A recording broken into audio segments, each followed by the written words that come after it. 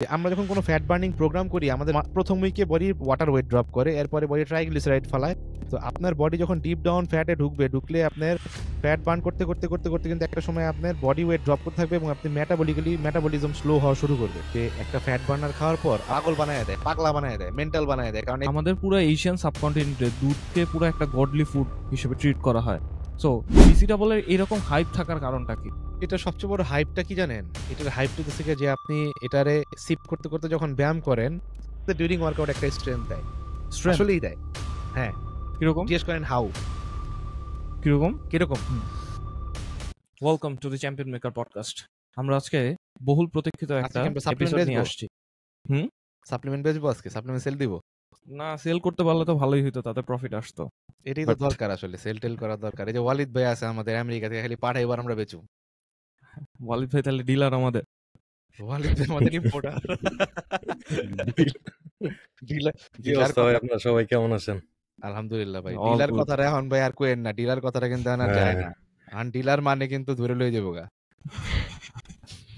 তো তাইলে কি আজকে আমরা সাপ্লিমেন্ট সেল করতে আসছি নাকি সাপ্লিমেন্ট নিয়ে কথা বলতে আসছি? আজকে আমরা সাপ্লিমেন্ট মানুষকে খাওয়াইতে আসছি। তাই নাকি? হ্যাঁ, সাপ্লিমেন্ট খাওয়াই দিব। ওকে, তো সাপ্লিমেন্টের কথা যখন শুরুতেই আসে কয়েকটা ক্যাটাগরি নিয়ে আমরা কথা বলতে পারি, যেখানে আমরা আলাদাভাবে বলতে পারি মোটা দাগে একটা বড় পোর্শন জুড়ে আছে protein powder. On the other hand অন্যদিকে আছে pre workout, fat burner, health care supplements and so on. So প্রত্যেকটা এলিমেন্ট থাকবে আজকে আমাদের ডিসকাশনে।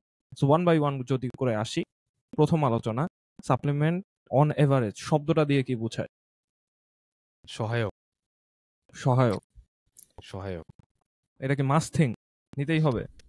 না, মাস্ট থিং না, বাট ব্যাপারটা হচ্ছে এরকম যে আপনি যে কোনো জিনিস যখন আপনি আপনার পারফরমেন্স 100% কিংবা পারফরমেন্স আপডেট করতে চাবেন, পারফরমেন্স বেটার করতে যাবেন, তখন কিন্তু কোনো কিছুর একটা সহায়ক আপনার প্রয়োজন পড়ে।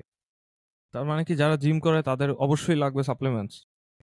কিছু সাপ্লিমেন্ট তো ম্যান্ডেটরি, সেটা মানে জিম মাস্ট। করুক আর চাই না করুক। হ্যাঁ, জিম করুক চাই না করুক, এটা তার লাইফ ইমপ্রুভমেন্ট করার জন্য এটা আমাদের খুবই জরুরি। এখন সে যদি এগুলো ছাড়া ওয়ার্কআউট করে তাহলে মানে যে মানুষটা দুইটা ক্যাটাগরির মানুষ নিয়ে কথা বলতে পারে, একজন ওয়ার্কআউট করছে, একজন করতেছে না। So, একজন মানুষ ওয়ার্কআউট করার পাশাপাশি কোনো সাপ্লিমেন্ট ইউজ করতেছে না, অন দি আদার হ্যান্ড আরেকজন মানুষ ওয়ার্কআউট হয়তো করে না, বাট স্টিল সে কিছু হেলথ কেয়ার যেগুলো বললেন তার লাইফ বেটারমেন্টের জন্য সাপ্লিমেন্ট জরুরি, সেগুলো ইউজ করতেছে। তো এখন যে সাপ্লিমেন্ট ছাড়া অ্যাকচুয়ালি ওয়ার্কআউট করে তার কি পারফরমেন্স ড্রপ করবে? দেখেন, কিছু সাপ্লিমেন্ট আছে, ধরেন আপনার ভিটামিন, মিনারেলস, হ্যাঁ, এগুলো আপনি ওয়ার্কআউট করেন আর চাই না করেন, আপনার সুস্থ থাকার জন্য, বাঁচার জন্য এইটা ম্যান্ডেটরি জিনিস, মাস্ট। এরকম কয়েকটা নাম আমরা শুনতে চাই। যেমন মাল্টিভিটামিন, আপনার ফিশ অয়েল, আপনার vitamin D3, vitamin E, vitamin তার বি। মানে আপনি বলতে চাচ্ছেন যারা ওয়ার্কআউট করে না তারাও এগুলো নিতে পারবে বা নিবে, নেওয়া উচিত? না, তাদের অবশ্যই নেওয়া উচিত। কারণ হচ্ছে যে আমরা ধরেন যারা অফিসে জব করে তারা কি মাথা তো তাদের ইউজ হয়, ডেফিনেটলি ব্রেনের ইউজ হয়। তো এটা নট নেসেসারি যে আপনার শারীরিক মানে শরীর দিয়ে ব্যায়াম করতেছেন দেখেই যে আপনার ভিটামিন নিতে হবে আর ব্রেন দিয়ে কাজ করতেছেন দেখে নিতে হবে, তা কিন্তু না। আপনার ব্রেনেরও তো ভিটামিন দরকার, ব্রেনেরও তো খাবার দরকার, পুষ্টি দরকার। তো এটার জন্য দেখা যাচ্ছে যে আমরা যারা খাবার খাই রেগুলার, খাবার থেকে কিন্তু আমরা সকল প্রকার ভিটামিন এবং মিনারেলস আমরা পাই না। আর পাইলেও আমাদের বডি কিন্তু সকল প্রকার ভিটামিন মিনারেলস কিন্তু এক্সট্রাক্ট করা পসিবল না। তো সেই ক্ষেত্রে অবশ্যই আমাদের সাপ্লিমেন্টারি হিসাবে ভিটামিন, এসেনশিয়াল ফ্যাট এগুলা অবশ্যই আমাদের প্ল্যানে রাখতে হবে, সো দ্যাট আমাদের ডেইলি লাইফে যেই সব জায়গায় ঘাটতি থেকে যায়, যেই ঘাটতিগুলোর কারণে আমরা লেথার্জিক ফিল করি। দেখবেন অনেকে অফিস থেকে আসার পর ঘুমায়, ঘুম থেকে ওঠার পর মনে হয় কি যে আমি ঘুমাইনি, আমি অনেক টায়ার্ড ফিল করতেছি। এটার রিজন কি? রিজন হচ্ছে বডিতে মিনারেলসের অভাবে, ভিটামিন অ্যান্ড মিনারেলসের অভাবে আমরা লেথার্জিক ফিল করি। এবং ভিটামিন এবং মিনারেল যখন আমরা না নেই, তখন আমরা যে ফুড খাই, স্পেশালি আমরা প্রোটিন, কার্বস আর ফ্যাট যে খাই, এগুলা বডিতে কাজ করানোর জন্য তো সহায়ক দরকার। দ্যাটস ওয়াই আমি বললাম যে সাপ্লিমেন্ট মানে কি সহায়ক। এগুলাকে বেটার কাজ করানোর জন্য আমাদের সহায়ক দরকার। ওই সহায়কটার কাজই হচ্ছে এই হেলথ সাপ্লিমেন্ট। আচ্ছা, এখানে একটা টিপিক্যাল কোশ্চেন শুরুতেই চলে আসে, সেটা হচ্ছে এই হেলথ কেয়ার সাপ্লিমেন্টস এর এই ইনভেনশনটা সেটা যে হয়েছে কিন্তু খুব বেশি দিন হয় না। আপনি অন এভারেজ বলতে পারেন 50 to 60 ইয়ার্স। তার আগেও কিন্তু মানুষের জীবনে স্ট্রেস ছিল, তার আগেও মানুষ অনেক ফিজিক্যাল অ্যান্ড মেন্টাল লেবার দিত, বাট স্টিল তাদের হেলথের পার্সেন্টেজ বেশি ছিল অন এভারেজ। তাহলে তখন কিভাবে হতো আর এখন কেন হয় না? ব্যাপারটা হচ্ছে কি, দেখেন আপনি যদি হিস্ট্রি ঘাটেন, আগে মানুষের ফুডের কোয়ালিটি অনেক বেটার ছিল, নাম্বার 1। নাম্বার 2, এখন যে পরিমাণে মানুষের কাজের চাপ বাড়ছে, টেকনোলজি আগায় গেছে, মানুষের ওয়ার্ক লোড বাড়ছে, ওয়ার্ক স্ট্রেস বাড়ছে, এটা হয়তো বা আগের 20 বছর আগে 50 বছর আগে ছিল না। আচ্ছা। দ্যাটস ওয়াই ওই পরিমাণ নিড মানুষের লাগতো না। আর যদি লাইগাও থাকতো তখন তো এত রিসার্চ ছিল না। আপনি বুঝবেন কেমনে আপনার বডিতে কোনটা আছে আর কোনটা নাই? বাট এট লিস্ট মানুষের হেলথের পার্সেন্টেজ তো বেটার ছিল। হেলথের পার্সেন্টেজ বেটার থাকার সবচেয়ে বড় রিজন হচ্ছে পলিউশন কম ছিল। ওকে। আপনার ফুডের কোয়ালিটি বেটার ছিল। যেমন আপনি কোয়ালিটি এখন বেটার কি আপনি ইসের কথা বলতেছেন যে মানে ন্যাচারাল রিসোর্স গুলো অনেক বেশি এনরিচ ছিল? যে কোনো খাবার আপনার এখন মুরগির মাংসের মধ্যে ইনজেকশন দেয়। আচ্ছা। তখন মুরগির মাংসের মধ্যে এত ইনজেকশন দিত না। দ্যাটস ওয়াই আপনার এই যে অ্যান্টিবায়োটিক আলা মুরগি যেটারে বলে, এগুলা ওকে। খায় কিন্তু দেখেন আমরা মানুষ আমরা বলি কি যে অমুক স্টেরয়েড নিয়ে বডি বানাইছে, তমুক স্টেরয়েড নিয়ে বডি বানাইছে। আপনি তো মুরগি খেতেছেন স্টেরয়েড আলা। আই হ্যাঁ। আপনি দেশি মুরগি খান, ওটার মধ্যে তো সুই মারে। আপনি কি আপনি জ্যায়া তো আর আমরা দেখতেছি না যে কি মারতে পারে। দেশি মুরগি খান, ফার্ম মুরগি খান, দুটোর মধ্যে আপনি ইনজেক্ট করে দিচ্ছে, অ্যান্টিবায়োটিক দিয়ে দিচ্ছে। অলরেডি আপনি খাইতেছেন তো স্টেরয়েড। আপনি আর এখানে ভালো রইলেন কোথায়? ওকে। এখন এখানে কথা বলে যে অনেকে এইটা রান্না করার পর আর কি থাকে না এটা রেশ, এটা কতটুকু ট্রু? রান্না করার পর থাকে না, এটা কি গবেষণা করে দেখছে রান্নার পরে কখনো? রিসার্চ করে দেখছে? তার মানে এখানেও মনে এখন মনে বলছে? রিসার্চের যথেষ্ট ল্যাকিংস কারণ আছে। অনেকে তো বলে রান্না করার পর মুরগির প্রোটিন কমে যায়, উইরা জায়গা। তো এরকম আমাদের চতুর্দিকে অনেক মিথ আছে, বুঝছেন? যে এইটা হইলে এখানে যে আপনার এই কোয়েশ্চেনটা হচ্ছে আগে মানুষ অনেক মানে কাজ করছে, সবকিছু করছে। আগে মানুষজন সাপ্লিমেন্ট ইউজ করে না, এখন করতেছে। আগে হইছে, এখন হইতেছে না কেন? এখনো হইতেছে ভাই। মানুষ, ম্যাক্সিমাম মানুষ, নর্মাল মানুষ কিন্তু আপনার এই এসেনশিয়াল জিনিসগুলো ইউজ করে না। সো আপনার নিড আপনি হয়তো এখনো যারা ইউজ করেন ওরা বুঝতেছে না, আগেও বুঝতো না। এগুলা মানে আপনার পারফরমেন্স ওরিয়েন্টেড সাপ্লিমেন্টস না। ব্যাপারগুলো এমন না যে অ্যাথলেটরা নিতেছে, না ইউজ করলে পারফরমেন্স ড্রপ করবে। এটা হচ্ছে আপনার হেলথ ওরিয়েন্টেড, আপনি ওয়েলবিং এর জন্য ইউজ করতে হবে।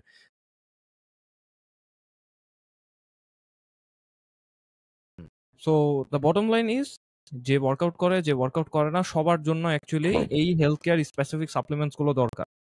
এবার হেলথ কেয়ার সাপ্লিমেন্টস এর কোনো সাইড এফেক্ট আছে কিনা? যদি আপনি ওভারডোজ মানে হচ্ছে কি আপনি দরকারের বেশি যদি নিয়ে ফেলেন, ধরেন কোনো একটা ভিটামিন, মানে আপনার জিঙ্ক যদি বডিতে বেশি হয়ে যায়, তখন যদি আপনি ওটা যদি চেক না করে আপনি ওভারডোজের পর ডোজ নিতে থাকেন, তাহলে কিছু প্রবলেম তো আপনার বডি কমপ্লিকেশন ফেস করতেই পারে। আচ্ছা। আর শুধু এটা জিঙ্কের খুব ক্ষেত্রে? বেসিক একটা জিনিস। আপনার নরমালি রেগুলার লাইফে যে কোনো জিনিসের ওভারডোজ, আপনার চা কফি খাওয়ার অভ্যাস আছে, আপনার ক্যাফেইন ওভারডোজ কিন্তু খুব ডেঞ্জারাস। সো আপনার দরকারের বেশি যে কোনো কিছুর বডি একটু নেগেটিভ রিঅ্যাক্ট করবেই। বাট ওইরকম মানে যেমন প্রি ওয়ার্কআউট আপনার লেখা আছে 1 স্কুপ, সেখানে যদি আপনি 3 স্কুপ খেয়ে ফেলান, তাহলে কিন্তু আপনি ইনস্ট্যান্ট কোনো সাইড এফেক্ট দেখতে পারবেন 100%। বাট ভিটামিন আপনি বেশি খেলে, বেশি থেকে বেশি হইলে আর কি আর সাইড এফেক্ট হবে? কত বেশি আর হবে? ওকে। তো এখন এই যে আমরা বলতেছি প্রয়োজনের চাইতে বেশি, তার মানে এটা হ্যাঁ। বুঝাই যাচ্ছে এক একজন মানুষের জন্য পুরা এক এক রকম আরেকটা সাবজেক্টিভ। বিষয় কি জানেন? আরেকটা বিষয় হচ্ছে গিয়ে আমরা কত আর ভিটামিন বেশি খাই? আমাদের বডিতে সবকিছুর ঘাটতি এত বেশি থাকে যে আপনি চাইলেও বেশি দিতে পারবেন না। ইটস লাইক প্রোটিনের মতন। প্রোটিন অনেকে মনে করে ভাই এত প্রোটিন খাইতেছেন, ভাই কত প্রোটিন খাইতেছেন? আপনার বডি চেক করে দেখেন যে প্রতিটা মানুষ দরকার যতটুকু তাও দিচ্ছে না। আমরা কিন্তু কেউ জানি না যে আমার বডি কতটুকু প্রোটিন ইউটিলাইজ করতে পারতেছে। আনলেস আপনি টপ লেভেলের অ্যাথলিট হইলে আপনার ট্রেনিং পারফরম্যান্স যদি সবকিছু ঐরকম লেভেলের হয়, তাইলে হয়তোবা আপনি কিছুটা আইডিয়া করতে পারবেন। কিন্তু এছাড়া কিন্তু আমরা কেউ আন্দাজ করতে পারি না যে আমাদের বডিতে আসলেও বা যা দিচ্ছি তার কতটুকু কাজ করতে পারতেছে, কিংবা আমরা যা দিচ্ছি তা এনাফ কিনা। অলরাইট। তো এই যে বলছিলাম যে ওভারডোজের কথা বা যার আচ্ছা, যতটুকু ওভারডোজ থেকে রেকমেন্ডেশন। একটা জিনিস মাথায় পড়ছে। হ্যাঁ, আসছে। হ্যাঁ, একটু শেয়ার করে ফেলি। হ্যাঁ, জাস্ট হ্যাঁ। আমাদের এই টপিকের জন্য। কালকে এক ভাইয়ের সাথে আমার কথা হইতেছিল। হ্যাঁ? এই ভাই ভিটামিন ডি তার লাস্টলি যখন আমরা শুনছিলাম, উনি বলছিল না ভিটামিন ডি 12 তে চইলে আসছে। 12 ওকে। 12 মানে হইতেছে কি আপনার নাই চইলে গেছে আরকি। অলমোস্ট আপনি গন। হুম, হুম, হুম। আপনি খুবই রিস্ক জোনে আছেন। তার হাড্ডি-গুড্ডি ব্যথা করে, তার শরীরও ভাল লাগে না। তার ধরেন অনেক এংজাইটি হয়। সে অনেক কিছুই ফিল করত। দেন আমরা যে তারে বইলা চিল্লাচিল্লি করায়া ভিটামিন ডি খাওয়া মানে ধরাইছিলাম। হুম। সে ভিটামিন ডি ও খাইতে ভয় পায়। মানে লোকটার ভিতরে খালি ভয় আর ভয় কাজ করে। মনে করেন যে টাকা-পয়সা কিন্তু আল্লাহর রহমতে কম কামায় নাই। কিন্তু ধরেন নিজের হেলথ এর পিছনে ইনভেস্ট করবে, এখানে সে ভয় পায়। অথচ সে কারণটা কিন্তু কি? ঠিকই, কারণ হচ্ছে গিয়ে ধরেন এগুলো হচ্ছে মানুষের ভুল ধারণা। আপনি ভিটামিন ডি খেতে ভয় পান, বাট আপনি সারাক্ষণ ভেপিং করতেছেন। আপনি সারাক্ষণ এই যে ইয়াতে গিয়ে লাউঞ্জে গিয়ে আপনি ওই যে শিশা খাইতেছেন। তখন আপনার ভয় লাগে না। আপনি স্মোক করতেছেন, আপনার ভয় লাগে না। বা আপনি ভিটামিন ডি খাবেন, যেটা আপনার বাইচা থাকার জন্য দরকার। ভিটামিন ডি কিন্তু এসেনশিয়ালের থেকেও এসেনশিয়াল, মানে আপনার বেঁচে থাকার জন্য এটা দরকার, খুবই দরকার। সেখানে আপনি এটা করতেছেন না। দেখেন তার টেস্টোস্টেরন লেভেল 5 এ চলে আসছে, তার ভিটামিন ভিটামিন D12 12 তে চলে আসছে, তারপরেও সে ভিটামিন ডি খাইতে ভয় পাইতেছে। দেন ভালো কথা, ভিটামিন ডি আমাদের সাথে কথা বলে, ডাক্তারের সাথে কথা বলে সে ভিটামিন ডি নেওয়া শুরু করে।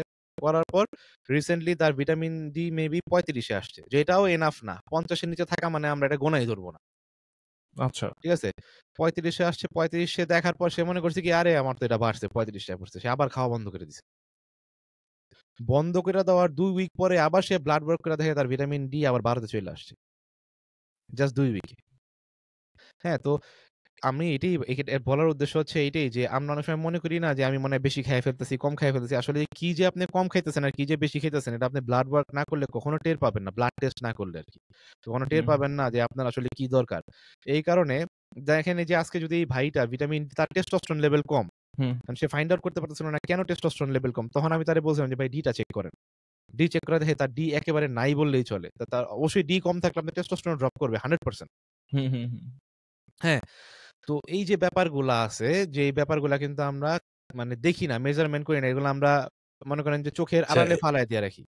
এখানে ভাই আমার কথা হইতেছে উনার মতো এরকম কত মানুষ আছে যারা এইসব জিনিস ফেস করতেছে।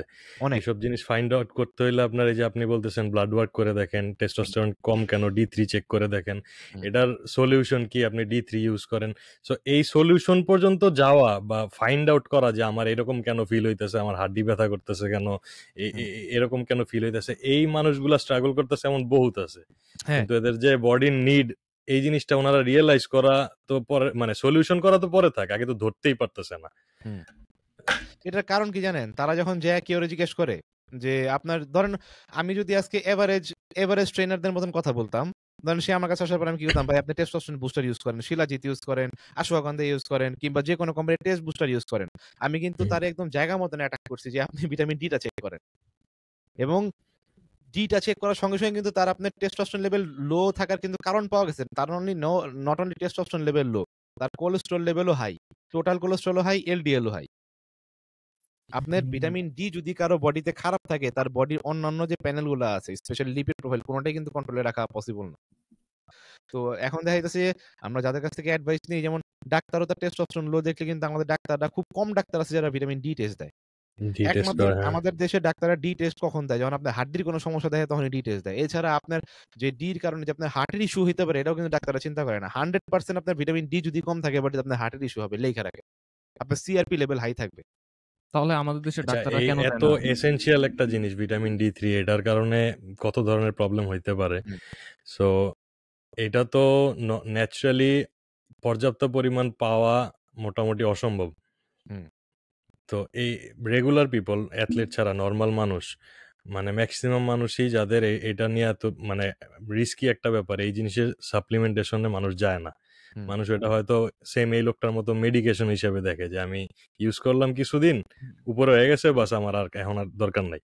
সো এইসব ক্ষেত্রে তো ন্যাচারালি, আপনি কি বলেন ভাই, ন্যাচারালি কোনোভাবে কি পসিবল এই পর্যাপ্ত পরিমাণ নিড পূরণ করা?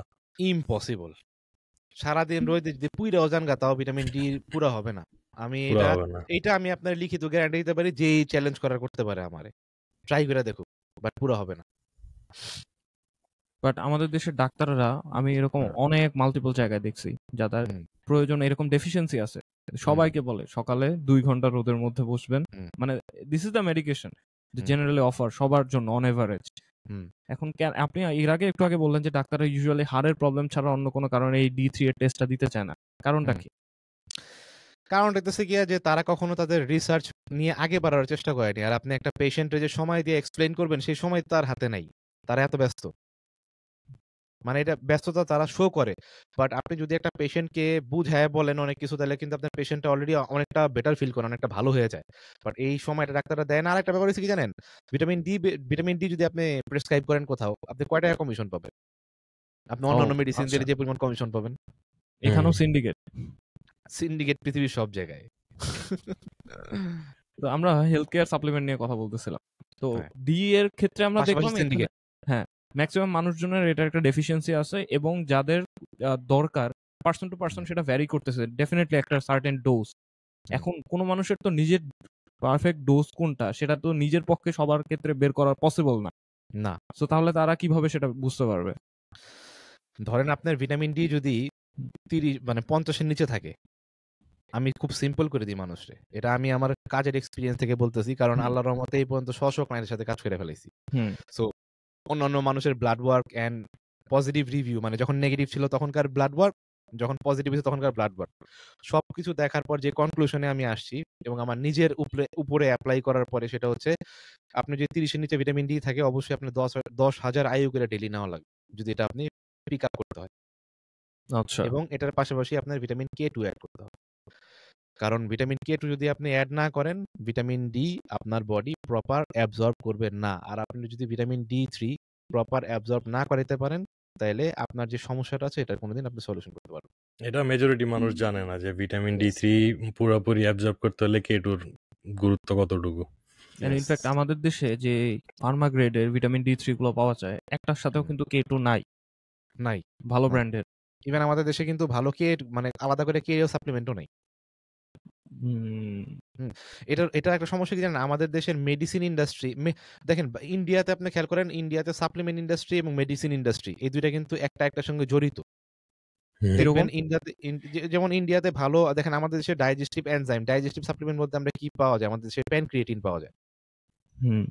যেমন আপনার জাইমেট আছে, তারপরে সুজাইমেজাইম, হ্যাঁ, এগুলা কি, এগুলা তো ডাইরেক্ট প্যানক্রিয়েটিন। এগুলা কিন্তু আপনার বডির যে এনজাইম গুলো আছে, যে ধরেন আমাদের প্রত্যেকটা আমাদের সবার গাটে একটা ডাইজেস্টিভ এনজাইম আছে আমাদের বডিতে, ন্যাচারাল এনজাইম গুলা, যে এই এনজাইম গুলারে কিন্তু ও সক্রিয় করার জন্য হেল্প করতেছে না। বেসিক্যালি আপনার এই এনজাইম গুলারে কিন্তু ও স্ট্রং বানাচ্ছে না, ও আপনার ডাইরেক্ট প্যানক্রিয়েটিনরেই ডাইজেস্ট করার জন্য ওখান থেকে রস ছাড়ার ব্যবস্থা করতেছে। এটা কিন্তু আপনার শরীরের জন্য ভালো না। আপনার বডি কিন্তু কখনো ওই আপনার ডাইজেস্টিভ সিস্টেম কিন্তু কখনো ওই লেসনটা পাবে না, ওই লেসনটা শিখতে পারবে না যে কেমনে ফুডটারে ডাইজেস্ট করা যায়, মানে ওই স্ট্রেংথ পারবে না আপনার এনজাইম গুলার। কিন্তু ইন্ডিয়াতে কিছু ডাইজেস্টিভ এনজাইম আছে যেগুলোর মধ্যে আপনার এই যে ধরেন এই যে আপনার কার্বোহাইড্রেট ডাইজেস্ট করার যে ইয়া থাকে, কি বলে এটা, অ্যামিলাইসিস, তারপরে প্রোটিনের প্রোটিসিস, তারপরে ফ্যাটের হইলো কি লাইপোসিস, লাইপোলাইসিস মেবি। তো এই জিনিসগুলা এই এনজাইমগুলা কিন্তু দেওয়া থাকে ওই ডাইজেস্টিভ এনজাইমগুলোর মধ্যে, এবং এটা কিন্তু সাপ্লিমেন্ট হিসেবে কাজ করে। ফার্মেসিতেই পাওয়া যায়, আমার নিজের কাছে আছে, যেমন ইন্ডিয়াতে পাওয়া যায় ইউনি এনজাইম, খুবই ভালো। এই যে দেখেন ফার্মাসি গুলাই কিন্তু এগুলা প্রডিউস করতেছে এবং মানুষজন কিন্তু টপ নচ কোয়ালিটির জিনিস পাইতেছে। আমরা যে বলি না যে ইন্ডিয়ান বডি বিল্ডার আমাদের থেকে কেন আগে আছে, ইন্ডিয়ান বডি বিল্ডার আগে থাকবে না কেন ভাই, ওদের কাছে টপ নচ জিনিস আছে। ফার্মা গ্রেডের ডাইজেস্টিভ এনজাইম আপনি পাইতেছেন, মানে কি আপনি 100-100 জিনিস পাইতেছেন। আপনি ফার্মা গ্রেডের এল কার্নিটিন পাইতেছেন ওদের এখানে, ফার্মা গ্রেডের ডাইজেস্টিভ এনজাইম পাইতেছেন, ফার্মা গ্রেডের এল আর্জিনিন পাইতেছেন, এল সিট্রিনিন পাইতেছেন। হ্যাঁ, তারপর আপনি ফার্মা গ্রেডের ক্রিয়েটিন আছে ওদের এখানে। ফার্মা গ্রেডের এই সাপ্লিমেন্ট আর হচ্ছে একদম যেগুলো ফিটনেস ইন্ডাস্ট্রি গ্রেডের সাপ্লিমেন্ট, ওগুলোর মধ্যে পার্থক্যটা কি? ফার্মা গ্রেডে 1 মানে 1, ফিটনেস ইন্ডাস্ট্রিতে 1 মানে 1.5, কারণ সরি 0.5 হ্যাঁ 0.5 হ্যাঁ, এরকম হওয়ার কারণ কি? ফার্মা গ্রেডে আপনার ল্যাব টেস্ট হয়ে আপনার FDA অ্যাপ্রুভড হওয়া, সবকিছু অনেক কিছু এনশিওর করে অ্যাপ্রুভ হয়ে তারপর আপনার মার্কেটে ছাড়তে হবে। সাপ্লিমেন্ট ইন্ডাস্ট্রিতে কিন্তু অত রেস্ট্রিকশন নাই। হ্যাঁ, এই ওয়ালিদ ভাইয়ের এই কথাটা শুনে মনে পড়লো, ম্যাক্সিমাম সাপ্লিমেন্টের পিছনে লেখা থাকে কিন্তু এফডিআর অ্যাপ্রুভ না। হ্যাঁ, ওরা মানে বাউন্ড না, বাধ্য না অ্যাপ্রুভ করে দেওয়ার জন্য, কিন্তু ফার্মা গ্রেডের একটা জিনিস মার্কেটে ছাড়ার আগে আপনার এই অ্যাপ্রুভাল গুলা, এই টেস্ট গুলা সবকিছু অ্যাপ্রুভ হয়ে তারপর আসতে হবে। হেলথ কেয়ার সাপ্লিমেন্ট শেষে আমরা যদি একটু ফ্যাট বার্নারের দিকে চাই, যেটা কিনা মোস্ট পপুলার এবং সব থেকে বেশি সেল হয় এই সাপ্লিমেন্ট ইন্ডাস্ট্রিতে, সেখানে সবার প্রথম রিজন এই সেল হওয়ার কারণ কি আপনি সাইকোলজিক্যাল মনে করেন? ফ্যাট বার্নার এই কথাটার মধ্যে তো একটা আগুন আছে। ফ্যাট রে পুরাই ফেলাইতেছেন, খাইবেন ফ্যাট পুড়ে যাব। ওকে, সো সাপ্লিমেন্ট মানে তো সহায়ক বুঝলাম, এখন এই ফ্যাট বার্নারের রোলটা কিরকম? যখন আপনি ফ্যাট বার্নারের কথা আনবেন মানুষের মাথায়, ফ্যাট বার্নার, তখন এটা সহায়ক থাকে না, তখন মানে মনে হয় যে এটাই আমার বন্ধু, এটাই আমার মেইন জিনিস, এটা মানুষের ব্রেন। এবং ওটা সাপ্লিমেন্ট থাকে না, ওটা আর কি রিপ্লেসমেন্ট হয়ে যায়। মানুষ মনে করে আমি যা ইচ্ছা তা খাই, সমস্যা নাই। রাইট, এটাই আমার ফ্যাট বার্নার রিপ্লেসমেন্ট। এবং আমি অনেক ক্ষেত্রে দেখছি মানুষজন মনে করে যে মেটাবলিজম রিপ্লেসমেন্ট। মানুষজন হচ্ছে আমি যদি ফিউচারে কোনো প্রোডাক্ট নিয়ে আসি, আমি একটা প্রোডাক্ট বের করতে চাই, ওয়ালিদ ভাই কি বলেন? Metabolic replacement. তো এই ফ্যাট বার্নার গুলোকে এটাকেও কিন্তু আমরা দুইটা ক্যাটাগরিতে ভাগ করতে পারি, একটা স্টিমুলেন্ট বা স্টিম ফ্যাট বার্নার, আর একটা হচ্ছে স্টিম ফ্রি ফ্যাট বার্নার। তো স্টিম গুলোতে শুরুতে চলে আসি, এগুলোর মধ্যে হাই অ্যামাউন্টের ক্যাফেইন থাকে এবং ক্যাফেইনের সাথে আরো কিছু এক্সট্রা সাবস্ট্রাক্ট গুলো থাকে। এগুলার ইফেক্টিভিটি নিয়ে একটু আলোচনা করে। যেমন ইউহ্যাম্বিন থাকে, বেসিক্যালি যেগুলো কমন থাকে আমি ওগুলা বলি। আরো অনেক আগরুম বাগরুম থাকে ভাই, যেগুলো মনে করেন যে মানে বিরক্তিকর। যেমন আপনার ইউহ্যাম্বিন থাকে, তারপরে আপনার গ্রিন টি এক্সট্রাক্ট থাকে, ক্যাফেইন থাকে, এল কার্নিটিন থাকে, সিএলএ থাকে। তো আপনার মেইন যে ব্যাপারগুলো আছে, যে একটা ফ্যাট বার্নার খাওয়ার পর আপনি ফ্যাট বার্নারের মধ্যে যেগুলো উপাদানের আমি নাম বললাম না, যেমন ইউহ্যাম্বিন বললাম, এল কার্নিটিন বললাম, সিএলএ বললাম, গ্রিন টি এক্সট্রাক্ট বললাম, ক্যাফেইন বললাম, এই সবগুলো উপাদানের মধ্যে থেকে আপনি বাকিগুলো ড্রপ করে দিবেন। রাখবেন কি জানেন? ক্যাফেইন, ইউহ্যাম্বিন আর হচ্ছে কি আপনার গ্রিন টি এক্সট্রাক্ট। এই তিনটা জিনিসই আপনার বডিতে যাওয়ার পর আপনার পাগল বানায় দেয়, পাগলা বানায় দেয়, মেন্টাল বানায় দেয়, কারণ এগুলাই হলো স্টিমুলেন্ট। এবং ওইটা খাওয়ার পরে আপনার কাছে মনে হচ্ছে দিস ইজ দ্য থিং যেটা আমার ফ্যাট বার্ন করতেছে। মানে সাইকোলজিক্যালি কিরকম ফিলিংটা দেয়? আপনার গা গরম হয়ে আসে, ক্যাফেইনের কারণে আপনার মাথা মতো সব গরম হয়ে যায়। মানে আপনি 2-3 কাপ কফি খেলে আপনার কাছে কেমন লাগবে? ক্রেজি, অস্থিরতা কাজ করবে। ওই অস্থিরতাটাই অনেকে এনজয় করে। ওকে, যেমন মানে এটা একটা টেম্পোরারি ফিল দেয়। হ্যাঁ, যেমন একটা এক্সাম্পল দিই, যেমন আমি একবার একটা প্রি ওয়ার্কআউট নিয়েছিলাম, ওটা হচ্ছে fat burner plus pre workout. একজন আমার খাওয়াইছিল। ওই যে, আর ওয়ালিদ ভাই আপনি চিনবেন, গ্যাসপারির একটা আছে না, গ্যাসপারি কি নাম জানি, এক্সট্রিম অ্যাগ্রেশন নাকি কি জানি হ্যাঁ এরকম হ্যাঁ কিছু হ্যাঁ একটা। হ্যাঁ হ্যাঁ হ্যাঁ হ্যাঁ। বিশ্বাস করবেন না, ওইটা খাওয়ার পর আমি সারাটা রাত পাগলের মতন জায়গা আছিলাম এবং ছটফট করছি লিটারালি, আমিও গাও ভাইও। এবং ওয়ালিদ ভাই মনে হয় এটা আপনার কাছে আসিল না, খাইছেন মনে করেন? আমার কাছে আসছিল, আমি এরকম আরো 2-3টা খুব বাজে এক্সপিরিয়েন্স করছি। মানে ট্রেনিং তো বাজে যায়, আর ভাই যখন এটা ক্র্যাশ করে এত বাজে ফিল হয়। হ্যাঁ হ্যাঁ। মানে প্রথমে তো আপনার অস্থিরতা থাকেই, কিন্তু এরপরে যখন ক্র্যাশ করে তখন আরো খারাপ অবস্থা হয়ে যায়। এবং ক্র্যাশ করে বলতে আপনি এই যে আপনার অস্থিরতা লাগাটা, এটা যেমনি আপনি উঠবেন, ক্র্যাশ করা বলতে আপনি এরপরে একদম মানে শেষ। এই ফিলের থ্রুতে আপনি ট্রেনিং ভালো মতো কেমনে করবেন, ট্রেনিং এ ফোকাস কেমনে করবেন, এই অস্থিরতা নিয়ে আমার বুঝে আসে না। যেমন আমি নাম বলবো না, নামটা আমি জাস্ট লুকায় রাখি, জাস্ট আমি জিনিসটা বলি। এই প্রি ওয়ার্কআউটে যখন আমি খাইছিলাম, আমি খাইছিলাম এক স্কুপ, আর আমার সাথে যে ট্রেনিং পার্টনার ছিল সে খাইছিল 1.5 স্কুপ, আর গাও ভাই 1 স্কুপ। তো খাওয়ার পর যখন আমরা এক্সারসাইজ করতেছি, আমরা 2 দিন মারতেছিলাম লেগস, আমার হার্টবিটের চোটে আমার আর থাকতে পারতেছিলাম না, আমি এতটা বেশি হয়ে গেছে, ঘাম বেরিতেছে, ফুল অন এসির মধ্যে ঘাম বেরিতেছে। ওই দিন অত গরমও ছিল না, আর সেই লোকটারও আমার মতনই অবস্থা হয়েছে, বাট সে অনেক এনজয় করতেছে ব্যাপারটারে। আমি বললাম ভাই এটা আপনি এনজয় করেন, এটা কিন্তু আপনি হার্ট অ্যাটাক করার সাইন, যে কোনো মুহূর্তে হার্ট অ্যাটাক করবেন। আর আমরা যে লেভেলের ইন্টেন্স ট্রেনিং করি, স্কোয়াট মারি, লোডেড স্কোয়াট মারি, এই সময় যদি আপনার হার্ট রেট অলরেডি এই পরিমাণে পাম্প আপ হয়ে থাকে, এলিভেটেড হয়ে থাকে, তাহলে আপনি মারার সময় আপনার হার্ট রেট কি হবে তখন? মানুষ কিন্তু স্ট্রোকটা এই কারণেই করে। অনেকে বলে না যে ব্যায়াম করতে গিয়ে স্ট্রোক করছে, আপনি জায়গা দেখেন গা ওই লোক কয় স্কুপ স্টিমুলেন্ট খায় প্রি ব্যায়াম করছে, এগুলো আপনার হার্ট অ্যাটাক করায়। আপনি 1 ml কিংবা 2 ml টেস্টোস্টেরন উইকলি নিয়ে, কিংবা 50 mg অ্যানাভার খায়, ইভেন যদি আপনি 200 mg অ্যানাড্রলও খায় ব্যায়াম করতে চান, আপনি হার্ট অ্যাটাক করবেন না। কিন্তু আপনি যদি ওভারডোজ প্রি ওয়ার্কআউট খায় ব্যায়াম করেন, আর আপনার হার্ট রেট যদি পুরো ওয়ার্কআউটে throughout the workout elevated থাকে ভয়ানক ভাবে, আপনি ইনস্ট্যান্ট হার্ট অ্যাটাক করে মরতে পারেন। বাজি। ক্যাফেইন ওভারডোজে মানুষ অনেক, ক্যাফেইন ওভারডোজে মানে এটা খুব ডেডলি। মানে হার্ট অ্যাটাক করে মারা যাওয়াটা খুব অ্যাবনর্মাল কিছু না, খুব নরমাল। কিন্তু দেখবেন কি জানেন, ওই লোক যদি ক্যাফেইন নিয়ে থাকে আর কোনো কারণে যদি কেউ জানে যে সে স্টেরয়েড ইউজ করে, মানুষ সব দোষে স্টেরয়েড দিয়ে দিব, প্রি ওয়ার্কআউটে কোনো দোষই দিব না ভাই। তাহলে তো আপনি স্টেরয়েডের চাইতেও ক্যাফেইনকে বেশি ডেডলি বলতেছেন, রাইট? ক্যাফেইন কেন আমি বলতেছি প্রি ওয়ার্কআউট সাপ্লিমেন্ট কি, কারণ ওটার মধ্যে শুধু ক্যাফেইন না, ক্যাফেইন সহ অন্যান্য ককটেল, অন্যান্য জিনিসের ককটেল থাকে ওটা। সেম অ্যাজ ওয়েল এই ইউরিনটাও কিন্তু ভাই ভালো ভয়ানক। মানে ধরেন একটা মানুষে, ধরেন একটা কথার কথা, আমি ওয়ালিদ ভাই মোটামুটি মনে মনে দুষ্ট একটা ছেলে, অত একটা দুষ্ট না। মানে আমি একটা এক্সাম্পল দিয়েছি, কারণ আমি এলাম জাউরার হাফেজ, আপনি আরো খারাপ। এই দুজন মিলা যখন ওয়ালিদ ভাইয়ের উস্কামো, তখন কিন্তু ওয়ালিদ ভাইয়ের ভিতরে দুষ্ট, আর আমাদের দুজনের উস্কানি মিলা কিন্তু উনি আরো এক্সট্রিম লেভেলে হয়ে যাবে, ঠিক না? রাইট। ব্যাপারটা হচ্ছে যে একটা প্রি ওয়ার্কআউটে অলরেডি ক্যাফেইন আছে, যেটা হলো দুষ্টু। ওর মধ্যে থেকে আরো 2-3টা উপাদান, যেমন গ্রিন টি এক্সট্রাক্ট, তারপর ইউহ্যাম্বিন, এই দুইটা দুষ্টু গিয়া যখন এটারে আরো বুস্ট আপ করে, তখন কিন্তু এটার যে মানে স্টিমুলেন্টের মাত্রা কিন্তু 5 গুণ হয়ে যায়। তখন আপনার হার্ট রেট বলেন, যে যা যা রেট হওয়া দরকার শরীরের মধ্যে, সব ধরনের রেট হাই হয়ে যায়। এখানে আমার একটা কোয়েশ্চেন আছে ভাই, আমি আপনার কাছে কোয়েশ্চেন হইতেছে, আপনার কাছে প্রি ওয়ার্কআউটের মেইন পারপাসটা কি? প্রি আমার ওয়ার্কআউট ইউজ করার পারপাসটা কি? ওইটার থ্রুতে তাইলে আমরা বুঝবো যে আমাদের কি আসলে এই স্টিমুলেন্ট গুলার দরকার আছে কি নাই। এই ইয়োহিম্বিন বলেন, আপনার এত এক্সেসিভ ক্যাফেইন আমরা আসলে দরকার আছে নাকি? মেইন আমাদের পারপাসটা কি প্রি ওয়ার্কআউট ইউজ করার? আচ্ছা, প্রি ওয়ার্কআউট সাপ্লিমেন্ট ইউজ করার মেইন আমাদের যে পারপাসটা হচ্ছে সেটা হচ্ছে ব্লাড ফ্লো।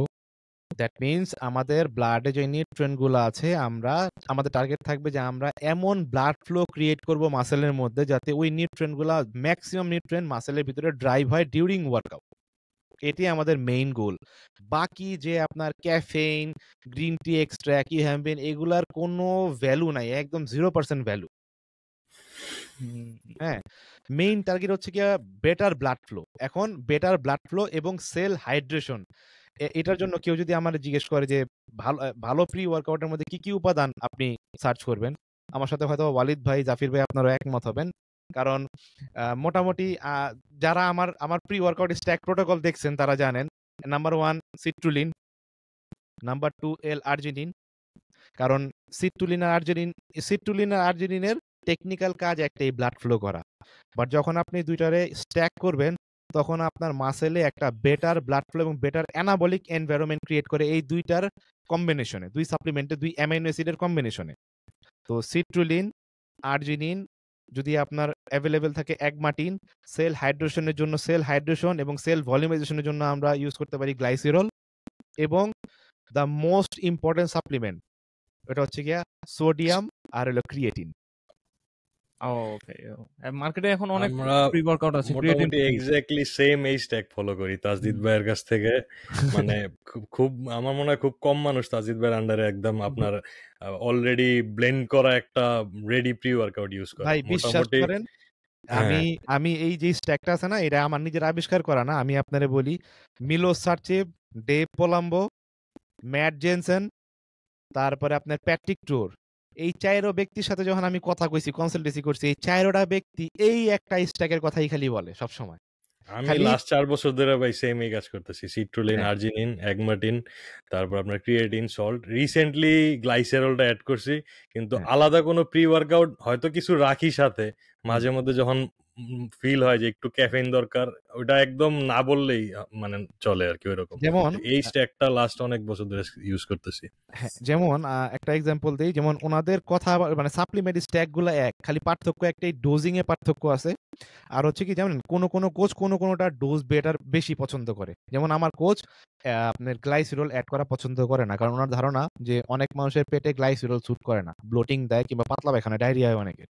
আচ্ছা, হ্যাঁ, এটার জন্য উনি এটা সাজেস্ট করে না। কারণ যদি গ্লাইসিরল নেওয়া অবস্থায় আপনার ডায়রিয়া হয়ে যায়, তাহলে আপনার মাসেলে সিভিয়ার ক্র্যাম্প আসার একটা চান্সেস থাকে, কারণ ক্রিয়েটিনও তো আপনার প্রি ওয়ার্কআউটে দেওয়া আছে।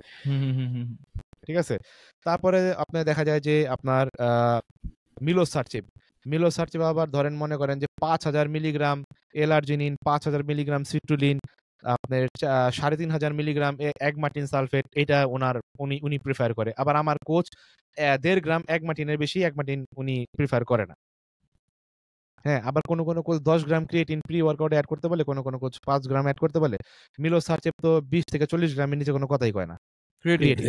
হ্যাঁ, তো এখানে বিষয় হইতেছে কি যে আপনি বিভিন্ন মানুষের সাথে কথা বলে বিভিন্ন ডোজ রিলেটেড জিনিসপাতি পাবেন, বাট আমি গবেষণা করে, রিসার্চ করে, এবং আমরা তো বাঙালি, আমাদের শরীরের একটা ক্যাপাসিটি আছে আমাদের সবাই সবকিছু নেওয়ার, এবং সবার উপরে কাজ করে কিন্তু আমি মোটামুটি একটা প্রোটোকল ডেভেলপ করছি, যে জিনিসগুলো আমি আপনাদের সাথে শেয়ার করি, যেটা আমরা এখানে শেয়ার করব না। তো ওটা জানার জন্য কি করতে হবে? ওটা জানার জন্য আমাদের হায়ার করতে হবে, 3 জন একসাথে হায়ার করা, বিরিয়ানি খাওয়াইতে হবে। তো ওকে, আমরা ফ্যাট বার্নার নিয়ে কথা বলতেছিলাম, স্পেসিফিক্যালি স্টিম। হ্যাঁ, কখনো যদি আপনাদের কোনো হেল্প লাগে, কোনো কিছু ডোজ সম্বন্ধে, আমাদেরকে জিজ্ঞেস করতে পারেন। আমরা আমাদের সাধ্য মতন আপনাদের জন্য যেটা বেস্ট হবে সেটা বলবো, যেটা বললে আপনাদের খারাপ হবে সেটা আমরা বলবো না, মাইরা ফেলে এরকম না। আমরা স্টিম ফ্যাট বার্নার থেকে অনেক দূর পর্যন্ত আলোচনা করলাম, প্রি ওয়ার্কআউট নিয়ে। এখন আমরা স্টিম ফ্রি যে ফ্যাট বার্নার গুলো আছে, ডাইরেক্ট ফ্যাট বার্নার থেকে প্রি ওয়ার্কআউটে চলে গেছি। রাইট। তো এই স্টিম ফ্রি যেই ফ্যাট বার্নার গুলো আছে সেগুলো নিয়ে আমরা একটা বড় পোর্শন আলোচনা করতে চাই। এল কার্নিটাইন, সিএলএ, এই সকল জিনিসগুলোর অ্যাকচুয়ালি ইফেক্টিভিটি কতটুকু? আচ্ছা ওয়ালিদ ভাই, জান এবার আপনি শুরু করেন। মানে বলা যায় স্টিম পানি ফ্রি ফ্যাট বার্নার গুলার গুরুত্ব কতটুকু? কতটুকু কাজ করে? কাজ করে ফার্স্ট অফ অল আপনার ওই যে সেম কথা, পরিপূরক আপনার ডায়েট সবকিছু ঠিক রাখার পরে যদি আপনি ইউজ করতে চান, অ্যালকার্নিটিন বলেন, সিএলএ, এইসব জিনিসগুলা ইউজ করা আপনার একটা এক্সট্রা এজ দিবে আপনার মেটাবলিজম বুস্ট করার ক্ষেত্রে। কিন্তু এক্সট্রা এজ পাবেন আপনি। এখন এটা যে ছাড়া একদম হবে না তা ব্যাপারটা ওইরকম না, কিন্তু আপনার যখন ডায়েট অন পয়েন্ট থাকবে, কার্ডিও প্রোটোকল অন পয়েন্ট থাকবে, ট্রেনিং ঠিক থাকবে, আপনার ফ্যাট বার্নিংয়ে আপনার মেটাবলিজম বুস্ট করায়, আপনার একটা প্রোগ্রেসিভ ব্যাপারগুলা আসতে এই জিনিসগুলা হেল্প করবে। আর হচ্ছে এই জিনিসগুলা আপনার স্টিম সহজেই ফ্যাট বার্নারগুলো আছে ওই ব্যাপারগুলোর মতো ওইরকম রিস্কি না, প্লাস ম্যাজিক্যাল কিছুও না। অনেক মানুষ চিন্তা করে আপনার ফ্যাট বার্নার হইতেছে আমার নিজের পার্সোনালি অনেক মানুষের সাথে এরকম পরিচয় আছে। আপনার স্টিম বলেন, স্টিম ফ্রি বলেন, ফ্যাট বার্নার বলতে ওনারা বুঝে হইতেছে যে এটার কাজ হইতেছে ফ্যাট বার্ন করা। নো ম্যাটার আমি কি খাইতেছি বা আমার ট্রেনিং কেমন, কার্ডিও কেমন, ওরা ভাবে যে এটা actively fat burning a direct fat burn করে। ব্যাপারটা ওইরকম না, এগুলা কোনো ম্যাজিক পিল না বা ওইরকম কিছু না, but at the same time আপনার সবকিছু অন পয়েন্ট থাকলে এগুলো একটা এক্সট্রা এজ দিবে। এখন ইন ডিটেলস আপনার অ্যালকার্নিটিন বলেন, সিএলএ বলেন, তাজদিদ ভাই একটু কন্টিনিউ করেন। আচ্ছা, যেমন আপনার এল কার্নিটিন বেসিক্যালি আমাদের এটা কিন্তু একটা কমন সাপ্লিমেন্ট, যেটা দেখবেন যে কিছুদিন মানে এল কার্নিটিন মানুষ সবসময় বলে যে আমার সাপ্লিমেন্টে ফ্যাট বার্নিং এর জন্য এল কার্নিটিন অ্যাড করেন। যেমন আমার একটা ক্লায়েন্ট আছে, নাম বলবো না, ওই বড় ভাই সবসময় খালি কয় আমার প্ল্যানে কেন আপনি এল কার্নিটিন দেন না দেন না দেন না দেন না, সময় বলতে থাকে। তা আমি বলি যে ভাই এল কার্নিটিন ছাড়াই তো আপনি শেড হয়ে গেছেন গা। ভাই তো ওই বড় ভাইয়ের বয়স এখন 52-53 এরকম চলে। তো আমি মোটামুটি 2021 সালের শেষ থেকে ওনার ট্রেনিং করাইতেছি। ওনার এই যে আইসা উনি ওনাকে ভালো একটা শেডেড লুক আমি দিতে পারছি উইদাউট এনি অ্যানাবলিক্স, নাথিং। তো ইভেন আপনার ক্লেন T3 ইউজ করাইনি, তারপরেও তার একটা ভালো রেজাল্ট আসছে। আমি তার একটা কথা বলি কি, এল কার্নিটিনের হ্যাঁ, এল কার্নিটিনের মানে বেনিফিটটা একমাত্র ওই ব্যক্তি পাবে যার বডিতে এল কার্নিটিনের ঘাটতি আছে। যার বডিতে এল কার্নিটিনের ঘাটতি নাই, তার এল কার্নিটিন নেওয়া না নেওয়া একই কথা, মানে আপনি টাকাটা নষ্ট করতেছেন অযথাই। এখন প্রশ্ন হইতে পারে আপনি বুঝবেন কেমনে। এখন দেখবেন যে আপনি আমার প্রশ্ন হইতেছে কি, যে আমরা যখন কোনো ফ্যাট বার্নিং প্রোগ্রাম করি আমাদের বডি কিন্তু ইনিশিয়ালি ভালোই ফ্যাট বার্ন করে। প্রথমত বডি ওয়াটার ওয়েট ড্রপ করে, মানে আমার প্রথম উইকে বডি ওয়াটার ওয়েট ড্রপ করে, এরপরে বডি ট্রাইগ্লিসারাইড ফালায়, লিকুইড ফ্যাট যেটা আছে, এরপরে আস্তে আস্তে বডি ডিপ ডাউন ফ্যাটের মধ্যে ঢুকে শুরু করে। তো আপনার বডি যখন ডিপ ডাউন ফ্যাটে ঢুকলে আপনার ফ্যাট বার্ন করতে করতে করতে করতে কিন্তু একটা সময় আপনার বডি ওয়েট ড্রপ করতে থাকবে এবং আপনি মেটাবলিজম স্লো হওয়া শুরু করবে। ওই সময় যদি দেখেন যে কোনো কিছু কাজ হচ্ছে না, তখন কিন্তু আপনি চাইলে এল কার্নিটিন কিংবা অন্যান্য জিনিস স্ট্যাক করতে পারেন জাস্ট নিজেকে বুস্ট আপ করার জন্য। কিন্তু আমরা কি করি, আমরা ফর গ্র্যান্টেড নিয়ে নিই যে আমার ফ্যাট বার্নিং ফেজ মানে আমার ফ্যাট বার্নিং এর প্ল্যান শুরু করতেছি মানে আমার এল কার্নিটিন কিংবা ফ্যাট বার্নার আমার অ্যাড করাই লাগবে, আমার সিএলএ আমার অ্যাড করাই লাগবে। ব্যাপারটা বুঝছেন? এখন ব্যাপার হচ্ছে কিছু কিছু মানুষ দেখা যায় যারা ট্রেডিং হইতে হয়তো আর 2 থেকে 3 মাসের মতো বাকি আছে, 10-15% এর মতো এইরকম একটা রাফ আইডিয়া থাকে যে ফ্যাট পার্সেন্টেজ আছে এরকম। এই সময় ট্রেডিং আনার জন্য একদম লাস্ট স্টেজে ওই সময় কি কার্নিটাইন বা সিএলএ এগুলা কিরকম কাজ করে? ওই যে যদি ধরেন আপনার বডি যদি কন্টিনিউয়াসলি ফ্যাট বার্ন করতেই থাকে, তাহলে তো আপনার এগুলোর প্রয়োজন নেই। আর যদি আপনার বডি ফ্যাট বার্ন করতেছে না, আপনি আর পারতেছেন না, আপনি মেটাবলিজম আপনার স্লো হয়ে গেছে, কোনোভাবে রেসপন্স করতে না, তখন আপনি সাপ্লিমেন্টগুলো অ্যাড করতে পারেন জাস্ট বুস্ট আপ করার জন্য নিজেরে। বাট আপনার মেইন টার্গেট হচ্ছে কি জানেন, অনেক সময় দেখা যায় যে আপনার এগুলো দিয়েও বুস্ট আপ হয় না যদি আপনি আপনার ডায়েট ঠিক মতো টুইক না করতে পারেন। লাইক ধরেন আপনি ফ্যাট বার্নিং ফেজে অনেক লং টাইম জিরো কার্বে আছেন, আপনার carbohydrate proper amount of carbohydrate ডায়েটে অ্যাড করার পর যে পরিমাণ আপনি মেটাবলিক্যালি বুস্ট আপ পাবেন, আপনার এল কার্নিটিন সিএলএ তার 20% বুস্ট আপও দিবেন আপনার। মানে আপনার ফুড আপনার সবচেয়ে বড় মেটাবলিক বুস্টার। আপনি চিন্তা করে দেখেন, এল কার্নিটিন সিএলএ কি আমাদের বডির মেইন ফিউল? আমাদের বডির মেইন ফিউল না, আমাদের বডির মেইন ফিউল হচ্ছে আমাদের খাবার, আমাদের ম্যাক্রোনিউট্রিয়েন্ট, ওকে, যেটা আমাদের বডিরে চালায়। এল কার্নিটিন না সিএলএ কিন্তু আমাদের বডিতে চালায় না। আপনি যদি খাবার না খান আপনি দুর্বল হয়ে যাবেন, অসুস্থ হয়ে যাবেন। এল কার্নিটিন আর সিএলএ না খাইলে আপনার কিচ্ছু আসবে যাবে না। তো ঠিক না? এখন তো ব্যাপার হচ্ছে হ্যাঁ, শেষ করুন। আমি শেষ করছি। ওকে। সো অনেক ক্ষেত্রে কয়েকটা জায়গায় এরকমটা পাওয়া গেছে যে L-carnitine CL-এ হয়তো যারা একদম ফ্যাট বার্নিং এর শেষ পর্যায়ে আছে, মানে যার বডিতে হয়তো একদম শেডিং হওয়ার একদম লাস্ট স্টেজে আছে, সেই সময় হয়তো ভালো রেসপন্স করে নাই। কিংবা যাদের বডি ফ্যাট পার্সেন্টেজ অনেক হাই, শুরু থেকে তারা ইউজ করতেছে, তারাও একটা ভালো রেজাল্ট পাইছে। এটার কারণটা কি মনে করেন? শুরু থেকে ইউজ করে তারা ভালো রেজাল্ট পাইছে। হ্যাঁ, মানে অনেক মোটা কন্ডিশন থেকে যারা শুরু করে তারা প্রথম মনে করেন ফ্যাট বার্নিং জার্নি 3 থেকে 4 মাস ভালো রেজাল্ট পায়, বাট যখন ডে বাই ডে একদম ফ্যাট পার্সেন্টেজ কমে আসতে থাকে, তখন ওই যে আমরা যে শ্রেডিং বা রিপড যে কন্ডিশনটা, সেই সময় এসে হয়তো সেটা বুস্ট আপ দেয় না। কারণ হইতেছে কি, সে তো শুরু থেকেই সবকিছু ইউজ করা শুরু করেছে, সে তো বুঝতেছে না যে তার ডায়েট কাজ করতেছে না কি কাজ করতেছে। ব্যাপারটা হচ্ছে যে আপনি তো আগে আপনার একটা structurally diet, training plan, cardio regimen আপনি ফলো করবেন। আফটার দ্যাট যখন গিয়ে আপনি আটকায় গেছেন, এই আটকাই তো কিন্তু সময় লাগে অনেক, যদি আপনি প্রপার ভাবে সবকিছু করেন। এত ইজি না, মানুষ এত তাড়াতাড়ি আটকায় না। মানে আটকানো যদি আপনার জানা থাকে যে আটকাইলে কোন কোন রাস্তা দিয়ে আপনি টার্ন করবেন, যদি আপনার জানা থাকে তাহলে কিন্তু আপনি ইজিলি অনেক দূর পর্যন্ত যেতে পারবেন। যখন দিয়ে দেখেছেন সবকিছু আটকায় গেছে, তখন গিয়ে না আপনি এইসব ট্রিক্স অ্যাপ্লাই করবেন। তার আগ পর্যন্ত আপনার অ্যাপ্লাই করার কোনো মানে হয় না। আর যদি আপনি ফ্যাট লস প্ল্যানের শুরু থেকে এইসব দিয়ে শুরু করে থাকেন, তাহলে তো আপনি মনে করেন যে আপনার যে পোটেনশিয়াল কি আছে আপনার বডি, এটা আপনি দেখতেই চাইলেন না, দেখতে পারলেন। তখন গিয়ে এইসব আসলে অ্যাড করে কত লাভ হবে? আপনি ধরেন 2000 মিলিগ্রাম L-carnitine দিয়ে শুরু করছেন, আপনি আটকায় গেছেন, তখন কি 4000, 5000, 6000, 7000 কত হাজার পর্যন্ত যাবে? কোনো সেই লিমিটেশনটা নাই। এবার আমাদের একদম প্রথম লেভেলের ইনিশিয়াল লেভেলের ডিসকাশনটা করতে চাই, যেটায় মানুষজন জিমে আসার পর থেকে সবার অ্যাটেনশন তার দিকে থাকে। That is protein powder. So protein পাউডারের ব্যাপারে আমি মনে করছি মিয়া আপনি কইবেন বিসিটা বলে। ঠিক আছে, প্রোটিন পাউডার। বিসিটা বলে একটা জিনিস হইলো, আর দ্য রিয়েল গ্যাংস্টার, ওটা আমরা শেষে আলোচনা করব। ও মাই গড। সো প্রোটিন পাউডারের ক্ষেত্রে এখন ব্যাপার আসে যে এমনে না ওই যে 2 সেন্টের মতন বলি। হ্যাঁ, ও মাই গড। তো প্রোটিন পাউডারের ক্যাটাগরিজ নিয়ে আপনি নিজে একটা সেপারেট ভিডিও বানাইছেন, যেখানে hydrolysed whey protein, concentrate whey protein, isolate whey protein করছেন। এখন আমি শুধু এই আনসারটা জানতে চাই, এই 3 প্রকার প্রোটিনের মধ্যে কার জন্য কোনটা বেশি সুইটেবল? কোন ধরনের মানুষ কোনটা ইউজ করবে? Basically after age of 27-28 most of the পিপলই ল্যাকটোজ ইনটলারেন্স হয়ে যায় বাই ডিফল্ট। 80-90% মানুষ, কারণ আপনার বয়স বাড়তে থাকলে আমাদের বডি থেকে যখনই DHEA ন্যাচারালি কমা শুরু করে, তখনই আপনার বডি থেকে ল্যাকটিক যে এনজাইমটা থাকে, ল্যাকটোজ ডাইজেস্ট করার জন্য যে এনজাইমটা থাকে, ওই এনজাইমটা আস্তে আস্তে কমা শুরু করে। এই এনজাইমটা যখন মানুষের জন্ম হয়, যখন মানুষের যে মার বুকের দুধ খায় না বাচ্চারা, তখন কিন্তু আপনার কোনো এনজাইমের প্রয়োজন পড়ে না। তখন কিন্তু আমাদের বডিতে এই জিনিসটা কাজ করতে থাকে, এবং আস্তে আস্তে এজ অফ 28-27 আস্তে আস্তে বডি থেকে এটা ড্রপ করা শুরু করে, ওই এনজাইমটা ড্রপ করে। এখন কেউ যদি কয় যে না আমার করে না, আমার কোনো সমস্যা হয় না, তাইলে হয়তো আপনি ওই 20% এর মধ্যে একজন, 10% এর মধ্যে একজন। বাট যদি আপনি কমনলি জিজ্ঞেস করেন আমাকে, অবশ্যই মানুষের এটা ড্রপ করে।